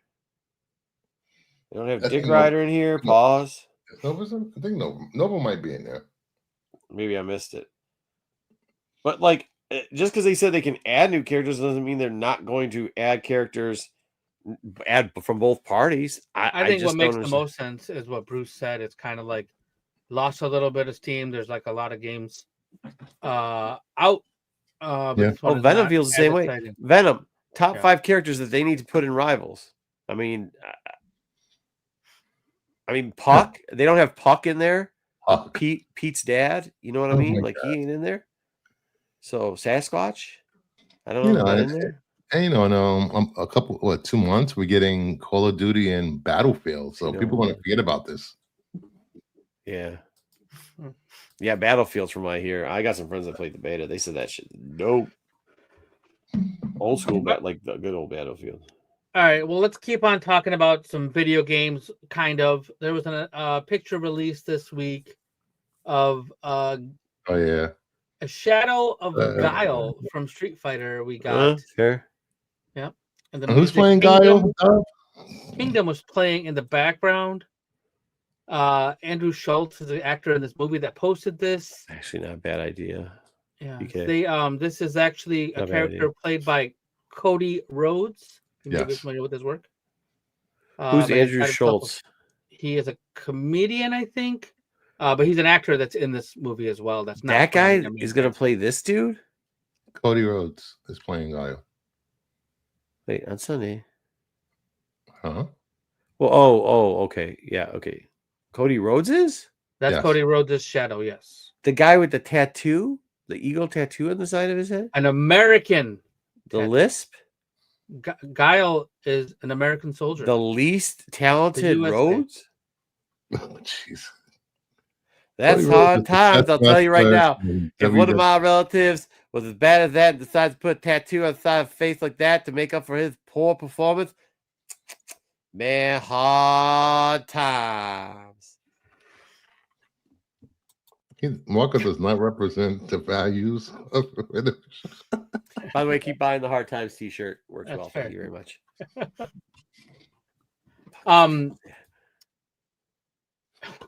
Oh boy. Uh-oh. All right, let's talk about these two guys. These are the Duffer Brothers. I didn't know what they looked like until I saw this picture. They're officially headed to Paramount. The who? Duffer. Should I wait till you're done and then start reading the headlines? I'm not sure how to. No, I'm just. What are these guys like? What do they do? They producers for internet porn or what? He'll get to the article. So they are two brothers who have developed Stranger Things and other movies. They're wrapping up Stranger Things this year. I believe it starts. It's the holidays. They're going to drop it like 3 different times, and then they are moving on to Paramount because they want to make movies. So Paramount, the new owners of Paramount, will allow them to make movies because there's Paramount's spending a lot of money on acquiring a bunch of different things, and now the details of this deal haven't been released yet, but I'm sure they paid them some decent money because these guys have been How stuck do you at go Netflix. broke? Somebody's gonna get fired over at Paramount real quickly. You're not gonna get fired. It's like when you have the guy who owns the wrestling company and his dad's like a billionaire, so he's always got money from his dad. That's how Paramount's gonna be now. His dad is a billionaire. Who is? Paramount owner's dad created Oracle. Oh, really? Yeah. Is that what it is? Oh, okay. Ellison, so he can just Larry Ellison, or all right. Larry So he's Ellison's just gonna, son. yeah, he's just smoking through his dad's money. Yeah, he's just doing whatever he wants. His yeah. dad's like, look, you're a disappointment as a child. Get the fuck out of here. Take $30 billion and go fuck up the company. All right, cool. That's cool. So is he gonna get hair new. plugged soon too, and then try to start an electric car company that fails, or what? I mean, the options Who there. knows? So this next bit of news is for Marco specifically, Bruce. This is. I'm sorry you have to deal with this. Currently, you can go to Hasbro Pulse and pick yourself up a Rogue and Gambit 2-pack. No. This is terribly awesome, bro. $49.99 for this 2-pack. God. No, Yeah. thank you, sir. No, sir. But this is amazing. What's wrong with Gambit's chest? That's just the joint, so he can hey, kneel down. me. You want to play a little one-on-one? Make some sick shots. Yeah, he's gotta have a 9-pack and jump. Dude, does it have? Hey, does it have speaking of old figures like wrestling and stuff like that? Does it have the trigger stuff? Remember those wrestling ones that you pulled them back and had the spring things? Is that what's with his thing? You can put his hands together. So. That's just a normal. That's a normal chest joint that they have. Really? So, yeah, pretty sure. That sucks. That's a shitty chest joint. Yeah, it's a normal Marvel Legends figure. Yeah. Yeah, this is trash. Oh yeah, you're right. It is. I got this one right here. It is a normal chest thing. Yeah, that's how they make them articulated. Oh, that's that's trash. All right, that's awesome trash though. Thank you for that. That was amazing.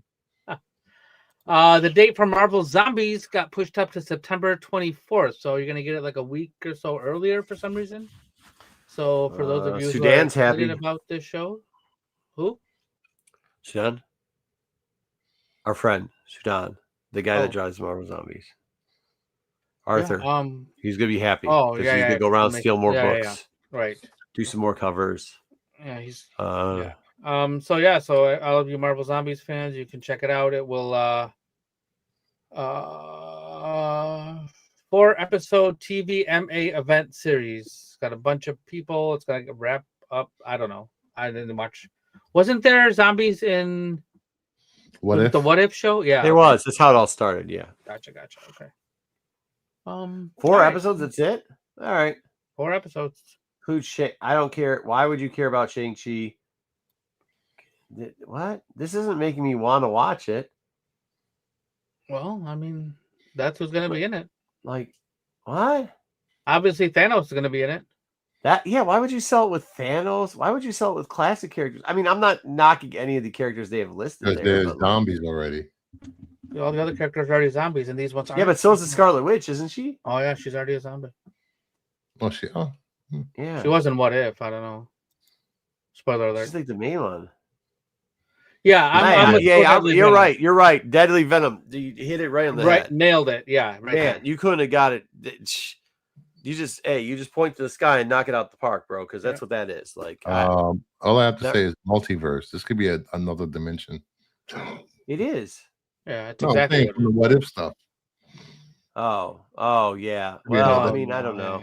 I guess it's right. And this comes back to 4 Deadly. I was like, only 4 episodes, but that comes back to Deadly's comments.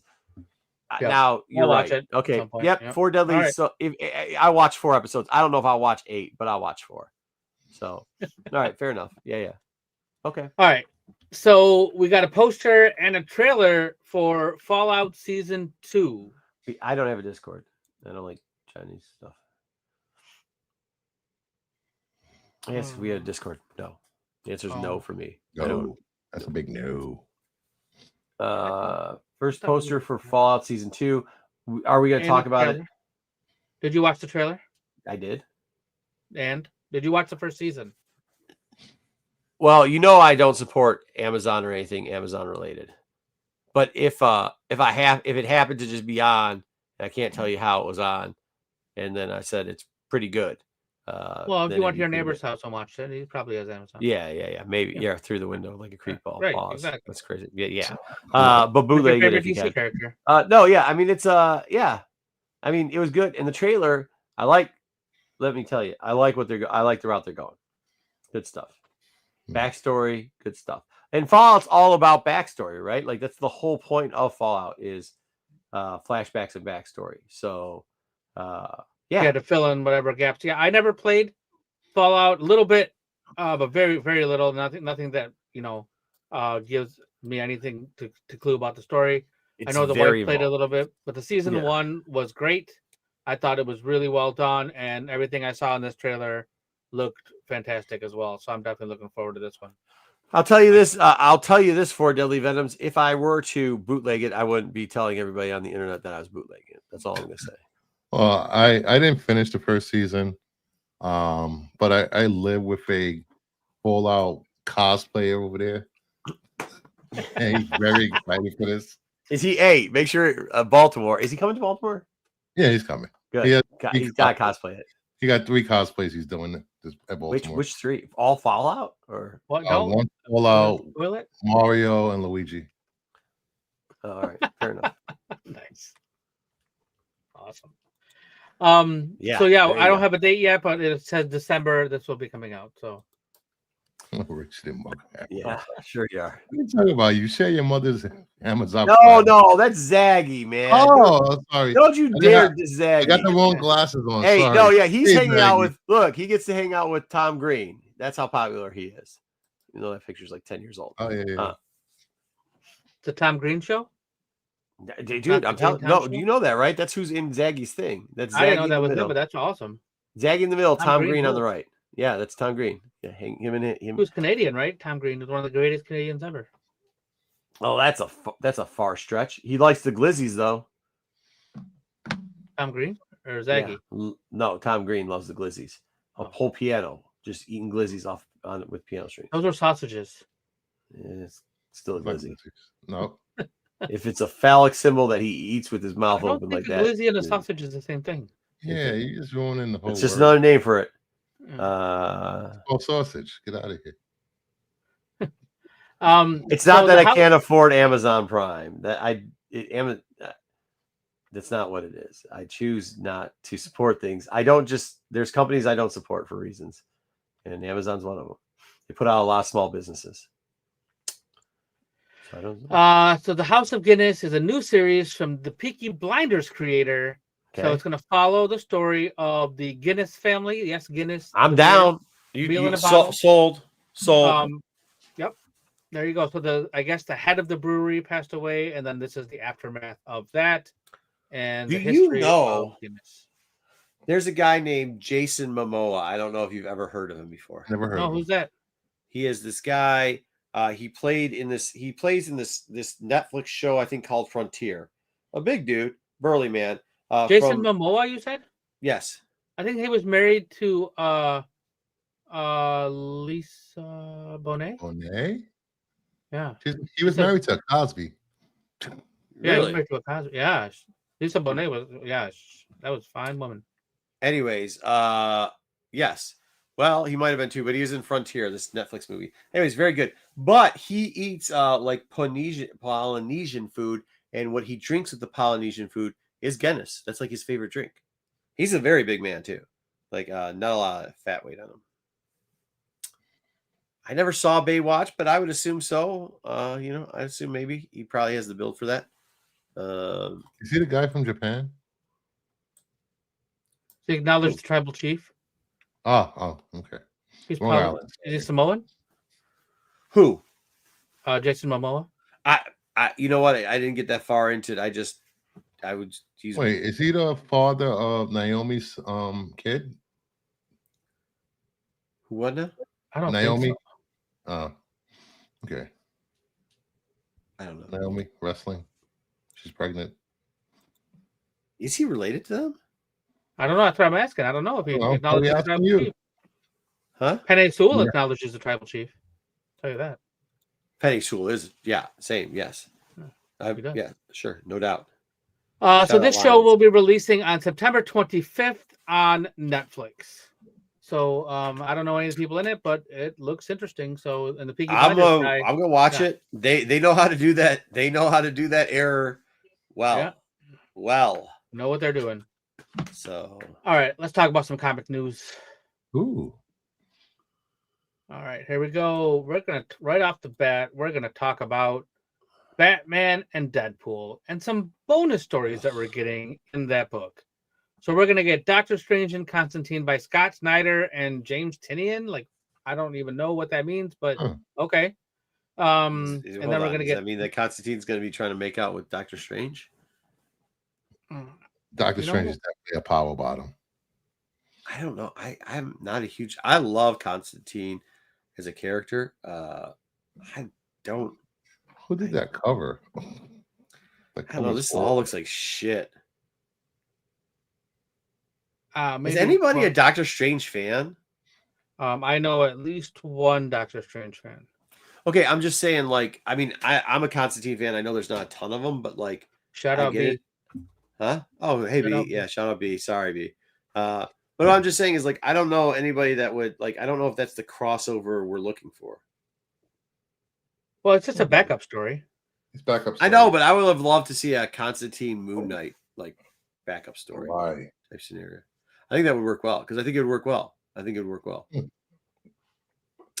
Well, DK, you're a fan, right? Is that the crossover story you want to see is Strange and Constantine? I don't know. No. Maybe Brother Voodoo? I don't know. All right. What else do we have? So what are the other ones? Nightwing and Wolverine by Tom Taylor and Bruno Redondo. But if you look, that is only 2 claws on that Wolverine. So that's probably Laura, right? Probably Laura. Well, yeah. Laura, yeah. So what? Why is that? Is that the? I mean, I like Nightwing. Is that the Nightwing? Why don't we go Nightwing Night Thrasher? I mean, I'm just saying. Night Thrasher. What? Yeah. What? Yeah, that'd be a good matchup. Well, I'm saying is like the Wolverine is like that's what we're doing. New Wolverine and Nightwing. That's the crossover we want. Well, that's the crossover you're getting because like that's what's in the comics these days. Laura's all over the comics, right? Yep.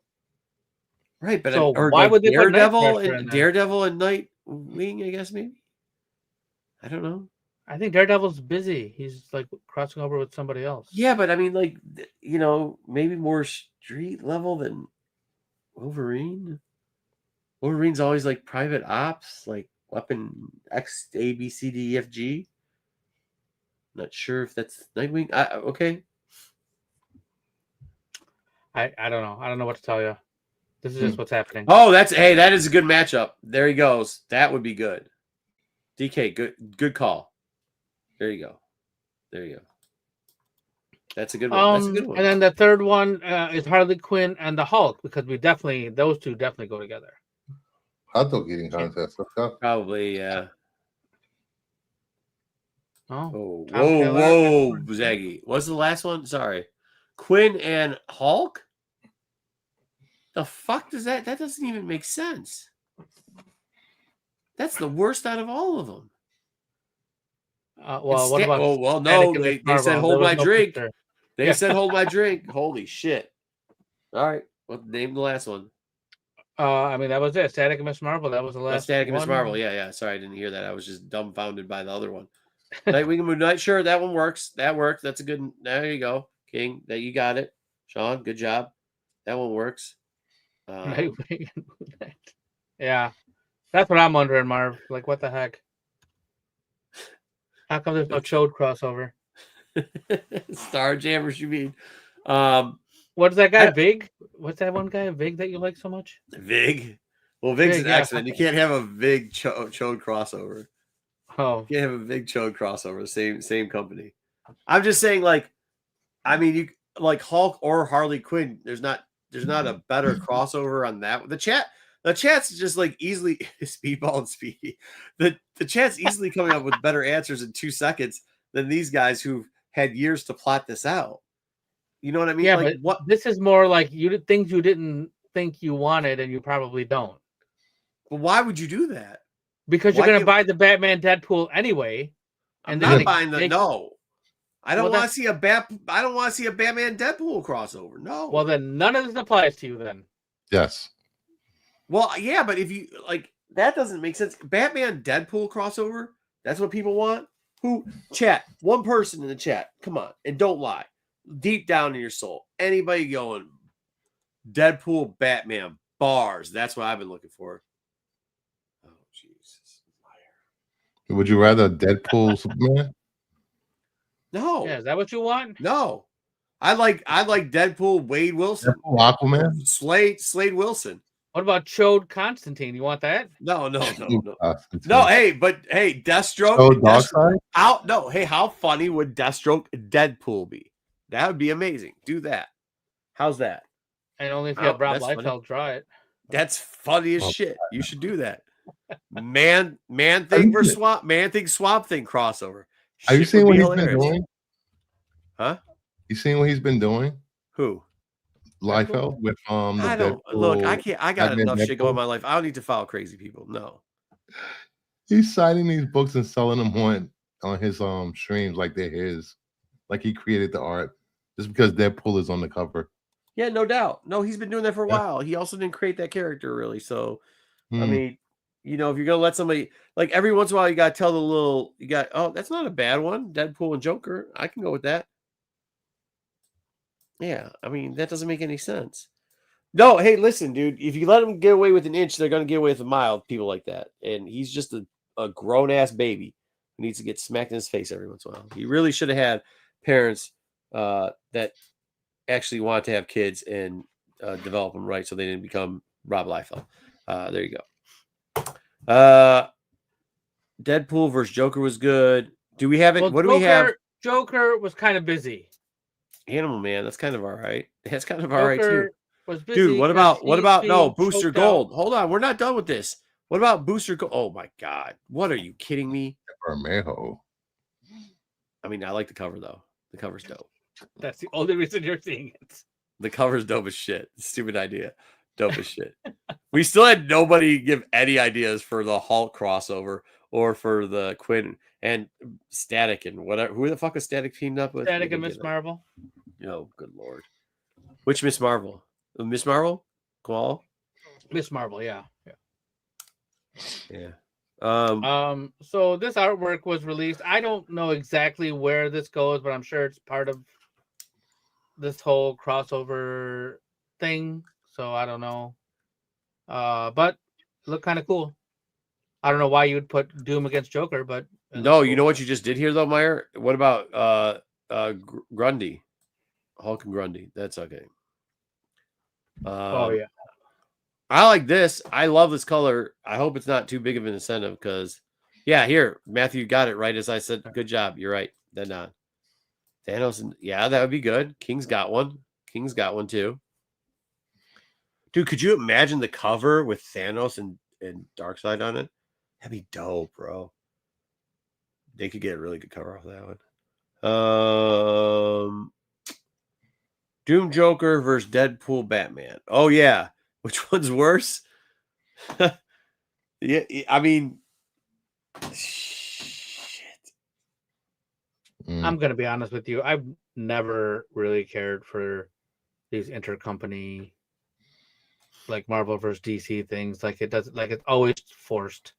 Yeah, except for Solomon Grundy wants pants. Yeah, that's the best, but that's not even a crossover. Solomon Grundy want pants too. So good. Starman, Spider-Man. Oh, I do like Starman. Should it be Starman and like Nomad, something like that? The Yeah, but original you're one? like you're kind of match them up, like, you know, as if they were gonna like go like fight a bad guy together. Yeah. Well, this is more like they're gonna beat the crap out of each other. Just like Even if they beat the crap out of unlikely each other, I team think ups, it's a good I one. guess. Unlikely team ups, I guess. Hmm. People that you wouldn't think that would team up. See, I'd rather have team ups where they make sense, though. Like, I guess that's what I'm saying. Like, I want a team up where I'm like, okay, cool. Like the Joker Doom team up. Okay, the worst that Hulk one's terrible, but Like, I want a team up that I actually am going to care about. And the sad part is I care about some of these characters, but I don't care about them in a crossover. You know what I mean? Sandman versus Silver Surfer? No. No. Silver Surfer versus Lobo, maybe. That would be good. What are they going to do? Fight in space? What do you mean? Yeah, they're going to fight in space. That's it. That's okay. That's what they're supposed to do. Silver Surfer comes down and says that Galactus is going to eat a fucking planet that Lobo's getting drunk on, and that becomes a fucking bar brawl. Yeah, dude. And Lobo's going to be like, "Oh, frag that," and then run him over with his bike, and Silver Surfer's going to whap him with his surfboard, and then then they're going to go have a beer together. No, he's going to spit beer in his face. He's going to have a whatever. And then all of a sudden, the daughter's going to come out, jump on the back of the board, crack a lack in the back of the head. There you go. This is a sweet cover.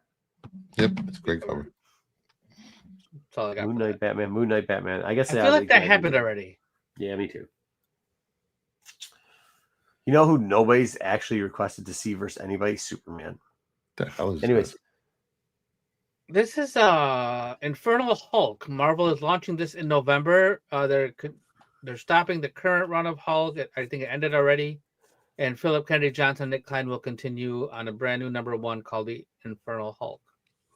This is the Hulk where... Hold on now. Slow down. Go ahead. Keep going. Dub. This is the Hulk where like the green starts cracking out of the gray. And the gamma radiation is coming out, I guess. I don't know much about this Hulk, but yeah, that's all I got.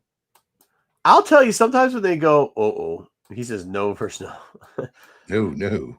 But like, once again, sometimes when they make Hulk outside of the regular Hulk, it works. And I'm not saying for me on all of them, but like I did like the Weapon H Hulk. I did like kind of the spaceship Hulk, were you? I did like Mr. Fix-It. I did like Planet Hulk. I liked a lot of those things. Now there's other Hulks that kind of sucked. So I don't know if we can say no to Hulk right off the bat. We're gonna have to give this one or two little read-throughs, and it's either gonna be really good or really trash. There's usually no in between with the Hulk titles. So, I mean, I can tell you that I'm done reading the regular Hulk. I actually like the Cho Hulk too every once in a while. Is there a regular Hulk title? Wasn't it Immortal right now? No, Immortal ended, and then it went to... I think Immortal is over, and this is going to happen now. Yeah, that's what I'm saying. Immortal's like the regular... Yeah. So then this will be the regular title then. Yeah, it will, but it's kind of like not a regular Hulk, right? This is not a regular Hulk. This is... Well, spoiler, this is not Bruce Banner. Yeah. Anymore. That's what I'm trying to say without spoiling things. I mean, I'm pretty sure that book already came out, so it's in all the solicitations. Like, so spoiler alert: the Hulk entity has been taken away from Bruce Banner, and this guy the eldest is now the Hulk, and he is way more savage and way more evil.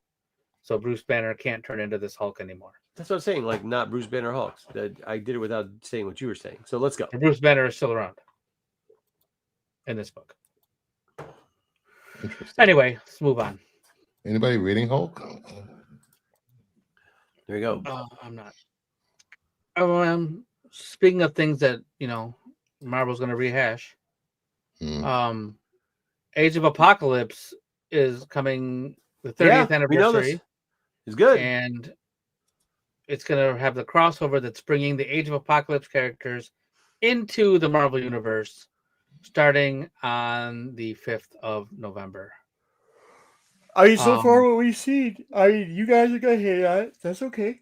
It's not your cup of tea. You don't have to like it. But for the people that do enjoy it, and I've talked to some of them, not all of them, obviously, but the ones I've talked to, the handful, and it's probably only like 6 to 8, we're kind of excited about this.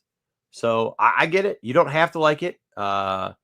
It's not for I you. hope it's That's good. okay. I did like Age of Apocalypse. I mean, that was fun story to read. Yeah, this is going to be closer to that than some of the other Age of Apocalypse stuff that they've sent us since. So I'm okay with it. Like, let's see what it is. And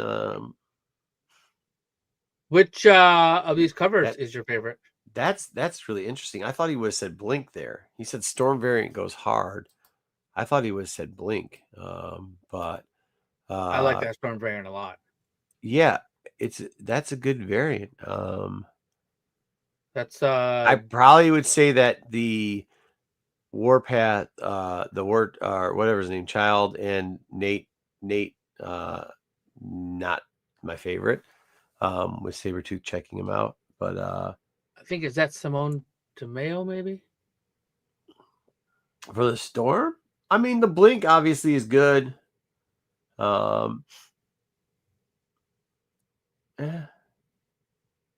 Storm. How about that Rogue?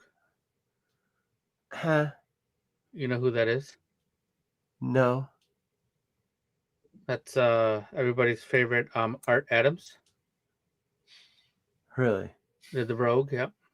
Huh. The Storm, I believe, is Joey Mad, which is awesome. Okay. And then the one all the way on the left, the Blink, is done by Fan Yang. Fan Yang, yeah. Fan Yang, yeah. And then Simone DeMeo did the one all the way on the right. With Nate, yeah. Yeah. Okay. Wild Child, yeah. Yeah, Wild Child, Nate, and Sabretooth. Yeah, I definitely, I'm hoping that Joey Mad is an open order because I definitely would want that one. Yeah. And the Blink Wait, one Joey is not Mad bad Storm, either. right? Storm. Yeah. Yeah, it probably is going to be. That's kind of cool. I like that, yeah. Yeah, it's a good one. I know a lot of folks. Go ahead. Go ahead. No. I just know a lot of people are going to like that Adams Rogue. I just, Nope. I'm not a fan of his faces anymore. His old school X-Men stuff was great. Joe Mad? Yeah. No, Art Adams. No, yes, he did original stuff for that. Did Joe Mad do stuff for the original AOA? He might have. Yeah, I think he was. I mean, he did Battle Chasers, but I think he was still doing. I don't know if he did AOA. It might have been before that. I don't remember. It's a very good question. But let's move on. Let's finish up some of this. I can double check that for you, Meyer. I'll circle back around. We'll table that discussion for now. I like it to answer the question this week for sure. Marvel, I still think Imperial is probably. I think it's good. I really enjoy that. I know people are liking that Psylocke run, if that's what they like. The Majik is good. Black Cat's good. I mean, Marvel's got some good, but maybe Majik and I would say personally between Majik and the Imperial are my two favorite. I know a lot of people like that Psylocke run. I'm not the biggest fan of it. But I mean, and then like the lead ups to Age of Apocalypse have been good. So that's what Marvel really has. Oh, and Thing's been very good, surprisingly, but that's a mini and going to be done soon.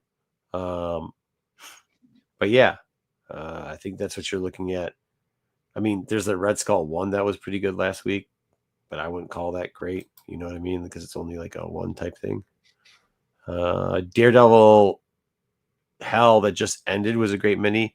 And Storm's not bad.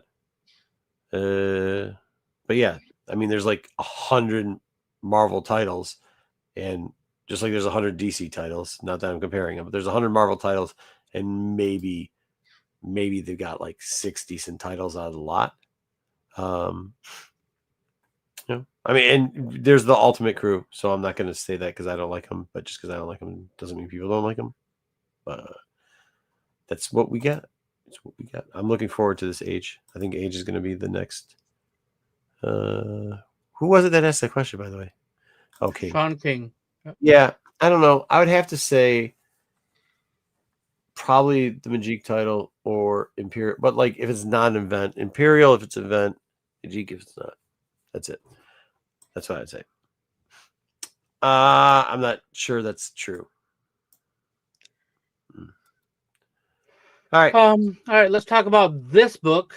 Frank Miller and Todd McFarlane are doing this book, the Curse of Shirley Johnson, #3. So the cover on the left is Frank Miller. The cover on the right is also Frank Miller. However, Todd has inked it. And it's only available in the black and white. So if you buy the one on the left. Wait. What did you say? The cover on the left was drawn by Frank Miller and colored by somebody else. The cover is the same cover on the right, except Todd inked it in the black and white version, and that's the 1 in 25.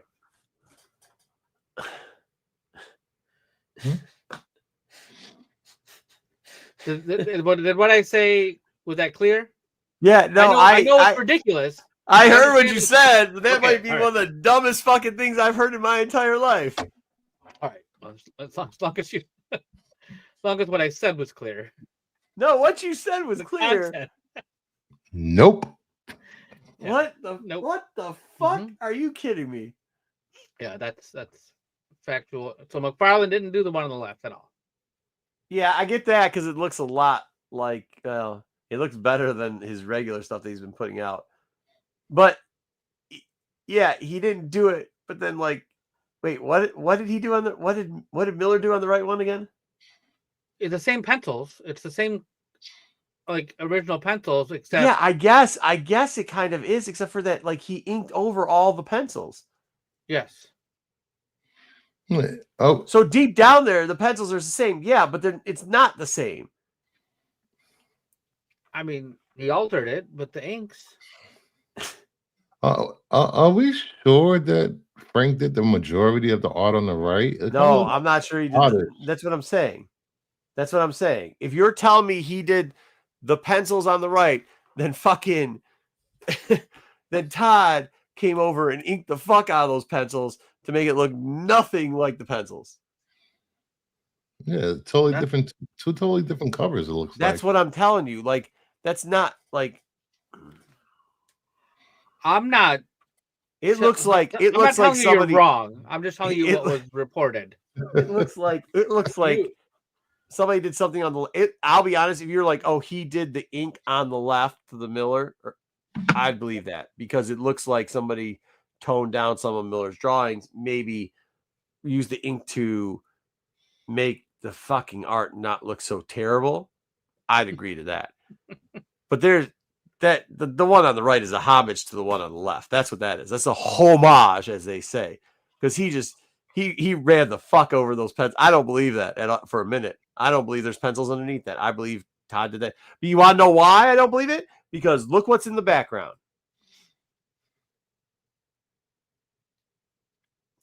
Crossing. And that's why I don't believe Miller did any of that, because that is no. I don't think Miller did all the cross hatching on the right. Yeah, that's what I'm saying. Only on the left. There's no cross hatching on the left. Exactly. Todd did all that. That's what I'm telling you. He did Before the whole. It was colored. Right. Huh? Before it was colored, he changed the pencil, inked it. I mean, I don't know, man. I mean, look at the face on the clown. I mean, it's just completely different. Like, it's. That's what I'm saying. Yeah. The whole thing. But he accentuated things. He added things to it. Like, like it technically could have been the same pencils at one point. Yeah, I guess. But like, when do you call it not the same pencils when the guy that supposedly does the ink just redraws your pencils? Because when it's Todd.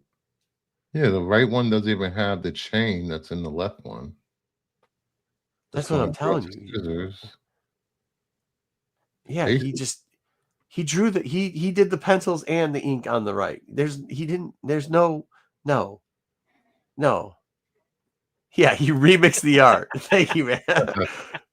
It's a fucking remix. All right. Yeah, I mean, I'm just telling you what was reported, and this is where we are. I'll be honest with you. He should have easily said, like, it's a combo on the left, and he tightened up. I could believe that Frank's stuff. He did not put his name on the one on the left. Todd's name is not on the one on the left at all. And he homaged the shit on the right. The right's a homage. Nope. Homage. Oh my god, that's hilarious. All right, let's talk about some oh my god, that's funny. Later printings. Here are some Marvel's Predator versus the Marvel. Predator kills the Marvel Universe. Second printing and the 1 in 25 variant. And then we also have the JTC Captain America 2. That's the second printing. We talked about that one last time, and that's the 1 in 25 for your JTC fans. We also have a couple of Skybound. Here is G.I. Joe number 1, 5th printing. Yeah. And Transformers number 2. I know, but I buy them. printing. I've been honest with you. I've been buying some of these for $1 on dollar bins because I like the covers. I'm a sucker.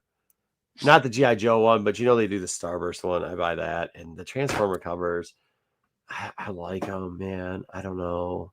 I mean, if you're only paying $1 for them, there's nothing wrong Yeah, with it's a couple bucks, man. You know what I mean? Whatever. Yeah. But with that, we wrap up our news. There was one additional story that somehow did not save. Sure. What was it? So let me share that with you real quick.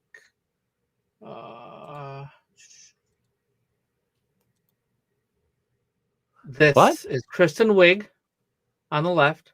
Okay. She will be playing Roboto. Mantra? Yeah. Masters of the Universe. From He-Man? Movie. Yeah. Yeah, from the He-Man movie. So she has been cast in the He-Man movie. And I did not have a chance to add that slide. Or you turn them and his little things, the joints on the inside would go, and then you could change out his stuff would move on the inside. Yeah. You could change his eyes. Trap jaw mouth would come down whenever you moved him. Yeah, I still got this guy. So that was a bit of news that shout out B. Thanks for sending that over. What? Late to the FOC? Let me pull him up real quickly. Let me see what this guy's looking at. Yeah, there was every absolute title had like reprints announced this week, and I was not gonna put all those. Oh, really? Yeah. Are any of them good, Matt? Are they worth looking up? Okay. Yeah, I don't know. Like there was just far too many. There was. Yeah, probably. Let's see. Oh, yeah. 6 printing, not good. Oh my good Lord. Oh Lord Jesus. All right, we're gonna have to do it. We have to do it. Oh my God. Oh my God. Thank you for bringing that up. We do our stuff early as we can, but who do I blame? Oh yeah, I blame Matthew. Yes, blame Matthew for this. Blame Matthew for this. Thanks a lot, Matthew. Oh my gosh. All right. How do we add this to the stage? Oh, might not. Let us do it. Because there's other media up, it says, which means we have to change the background. Maybe took it down. I don't know, man. It says you didn't. Try it now. Try it now. Okay. There we go. All right, let's look at this. Oh my gosh. Well, so we got the 8th printing, and it's this. That's Jay Lee. Good God. Yeah. Okay. We've got wasn't this one of the covers already? Yes. That's the 6th printing. Holy crap. 5th printing. Number 3. I three. forgot about those guys. That was a quick ending to that. That's everybody wants that. Okay. That's 4th printing. Number 5, 3rd's printing. Oh, look, he took wait a minute. That doesn't add up. He's still got his horns in his head, and he's got him as the dagger in his hands. Does not add up. It's probably like when he takes the horns out, like another set pops up, like those coupons, like in the grocery store aisle where you pull one out and another one just pops right out. Maybe that's how it is on the horns too. I don't even know, why do you need these printings? And then what is this? 3rd printing for 7 also. It's not bad. Yeah, I don't understand why you'd want any of those printings. I just don't understand it. Daggy says there was 54 covers. Not 54 covers. There's a lot though. What is this? Yeah, they were added yesterday. I did see them yesterday, Matthew, but I didn't. Big Rig. Is anybody reading Big Rig? What? What's the best absolute book? Superman. Right now, I think it's Absolute Batman with that Bane crossover, the Bane storyline that they're doing. But I think that's only one more book. That's nice. Superman, Batman, Wonder Woman, then Flash, then Martian for me. Martian's by far the worst. Green Lantern's good. Flash Yeah, was Green good. Lantern before. I'd Flash. go Batman right now, not in the first one, but now Batman, Green Lantern. Then choose your pick of dumpster fire after that. What? Choose your pick of dumpster fire.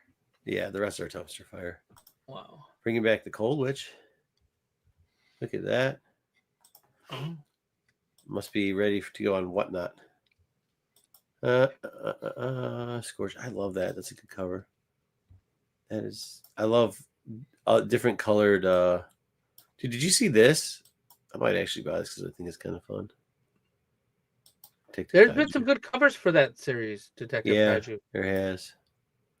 Have you been reading it at all?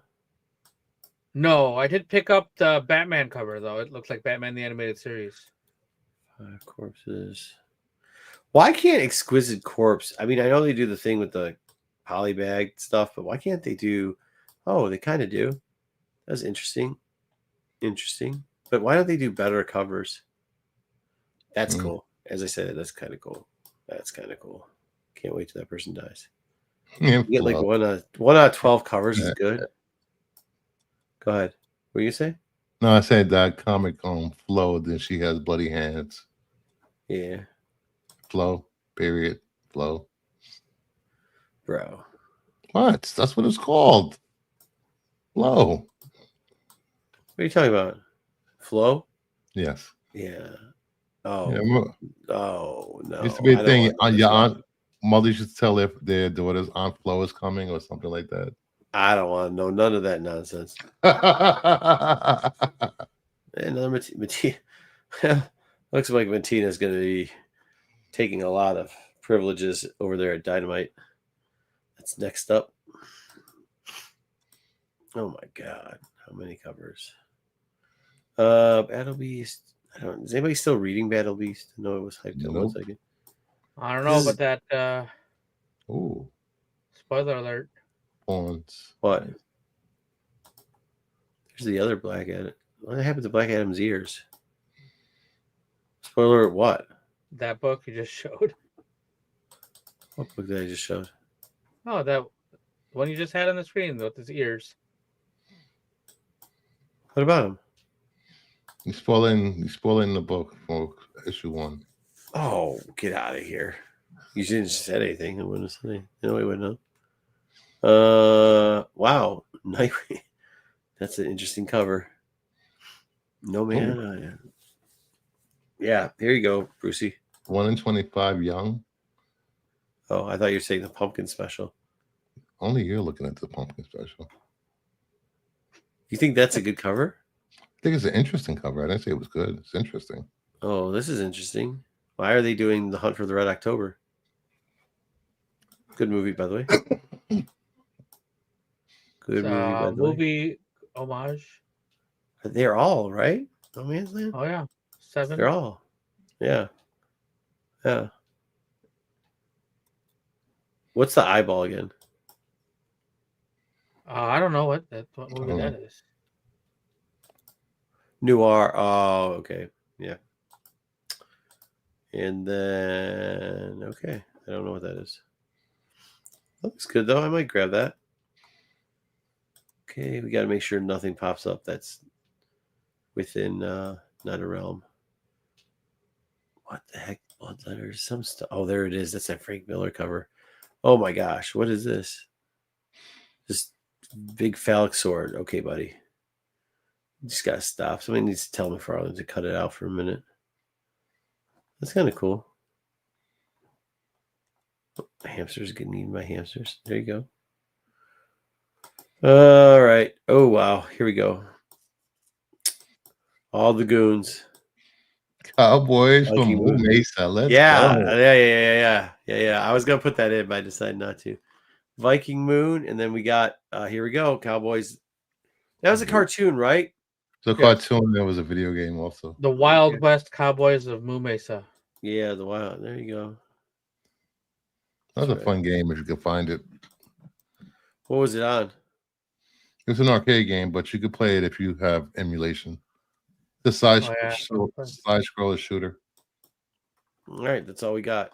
That is all we got. Thank you for making us roll through that stuff. Looking at the internet. That's awesome. All right. What do we have here? I still never. Yeah. Mm-hmm. Blind bags. Everybody's doing blind bags.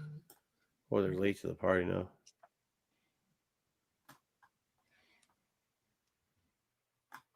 Yeah. Yeah, I agree with them. I agree with them on those two. Yeah. And you get to put Martian Manhunter up there too while you're at it. I mean, I think you can. It's an opinion. Moon Mesa was a Archie comic. Okay. If Jeff the Land Shark had to be in a movie, which one? I don't know anything about Jeff the Land Shark. I don't read that. About Pet Cemetery 3. Come back as a zombie. No, Hunt for Red October. On that note, thank you everybody for tuning in. Thanks for dealing with our technical difficulties early on. We appreciate you jumping over streams. We'll try to do that at least once a month to keep you guys on top of your toes. Any suggestions too you guys want us to look for CIC? We're always up for those. Obviously, closer it gets to Baltimore, we might do a regrading thing, how you should submit your grading. And yeah, good stuff. Thank you, JJ. Good night to you too, buddy. J and J, sorry. Thank you, Matthew. Appreciate you. Thank you, everybody. Appreciate every one of you. Bruce, it's going to be rough. We're going to have a little bit shorter of shows coming in this next month. I'm currently coaching like 3 sports teams on top of everything else I do. So we will be really 3 sports teams. Well, 3. Yeah, yeah. I'm not going to get into it, man. That's a lot, dude. You know, yeah, I know Venom was making fun of me throwing money around, but it's like one of the privileges of being able to do that is like you have more free time to help out people in the community. So I have a big problem with not saying no. So I had 1 and now I have 3. So yeah. All right. Really quick, Sneaky Keys tomorrow. On the Hunt tomorrow on the Kingdom of Nerds channel. Is that correct, Bruce? Yes. Friday night, CBSI Hot 10, followed by the Qualified. Sunday night, check out the Dark Side. Oh, wait. Thursday night. That's tomorrow. You can also catch Off the Map podcast starring Styx, Dom, and Matt on the Absolute Geek channel. Yeah, they're going to break down your wrestling. They're going to break down all the wrestling news, all the things about the pay-per-views and the ESPN and all the news that broke today. So make sure you got your ESPN if you're going to watch pay-per-views next month. Sunday, Star Wars show. Monday, the Wednesday watch list. My favorite show on Renovision. Gives you so much information. And then Wednesday, we'll be back here again. Sounds good. Thanks all for hanging out. Peace. Okay. No shot, but that's great. Doesn't Sam only play dodgeball? Yeah. Huh? I thought he coached something else too. He dodges balls, but occasionally catches them on the chin. And I do want to say Saturday night, 9 p.m. on Kingdom of Nerds, there will not be an SNS Saturday. Part 2 of the charity claim sale. Oh. What? What? I didn't know that. That's amazing. And I got what'd you say? 9 p.m. 9 p.m. Eastern. Kingdom of Nerds. Some books were donated. We have a Star Wars Whitman, number 1. Okay. All right, that's awesome. We have a Witchblade signed by Campbell. That's a Campbell Witchblade. There you go. We have a Pokemon. Wow. That's a very Satoshi Tajiri Virgin limited to 200. It's embossed. You can't even see it on there, but it's embossed. And one Captain America 109 was donated for the claim sale. Oh, there you go. So make sure you guys tune in 9 p.m. Kingdom of Nerds Saturday night, the 23rd. Yeah, nice. I gotta talk to Sam. I talked to Sam. I coach football too. Yeah, it's good. Yeah, cool, man. Good for Sam. Sam's really good too. He does a lot in the community also. So, And thank Tuesday you. is New to Who on Six Boys Yeah. channel. Yep, new to you and that. And make sure you're checking out Kingdom of Nerd. Always great content there. If you missed last night's episode of the Red Shirts on Kingdom of Nerds, we had Mark Spears on there geeking out on Star Trek. What, he showed up? That's awesome. He said he was going to. That's awesome. He shut up. That's really it was great. Cool He had his Rapicon t-shirt on, and then his name Wrath of Khan t-shirt on, and What's then a he rapper had con? Wrath of Khan. It was a rapper from the 90s. I know 90s rappers. I swept the series. And he had I question you knowing 90s rappers. And his name for the show was First Officer Spears. That was a fun time. Yeah. If you say so, I mean, to each their own. He's calling you a dick now. I don't know what you're saying. All right. We will see y'all later. Thank you for everybody hanging out. Have a good one. And yeah, just remember, if some old senior citizen calls you and just starts asking you why you haven't fixed their phone, cable, internet bill, give them a little bit of time. Yeah, help them out. I actually should check in on her. I felt bad. It's like, damn, I feel you though. I hate technology too. We just screwed up the restart of the show. I mean, yeah. How am I supposed to help that lady with her internet password? Can't even get StreamYard right. Maybe if she has kids or something, they could help her. If she had kids? No, I almost said that to her. I almost said that to her too. I was like, shouldn't you just call your kids? Like, but whatever. I mean, sometimes you don't want to tell your kids. Like, there's stuff you do you don't want to tell your kids. All right, later. Have a good one.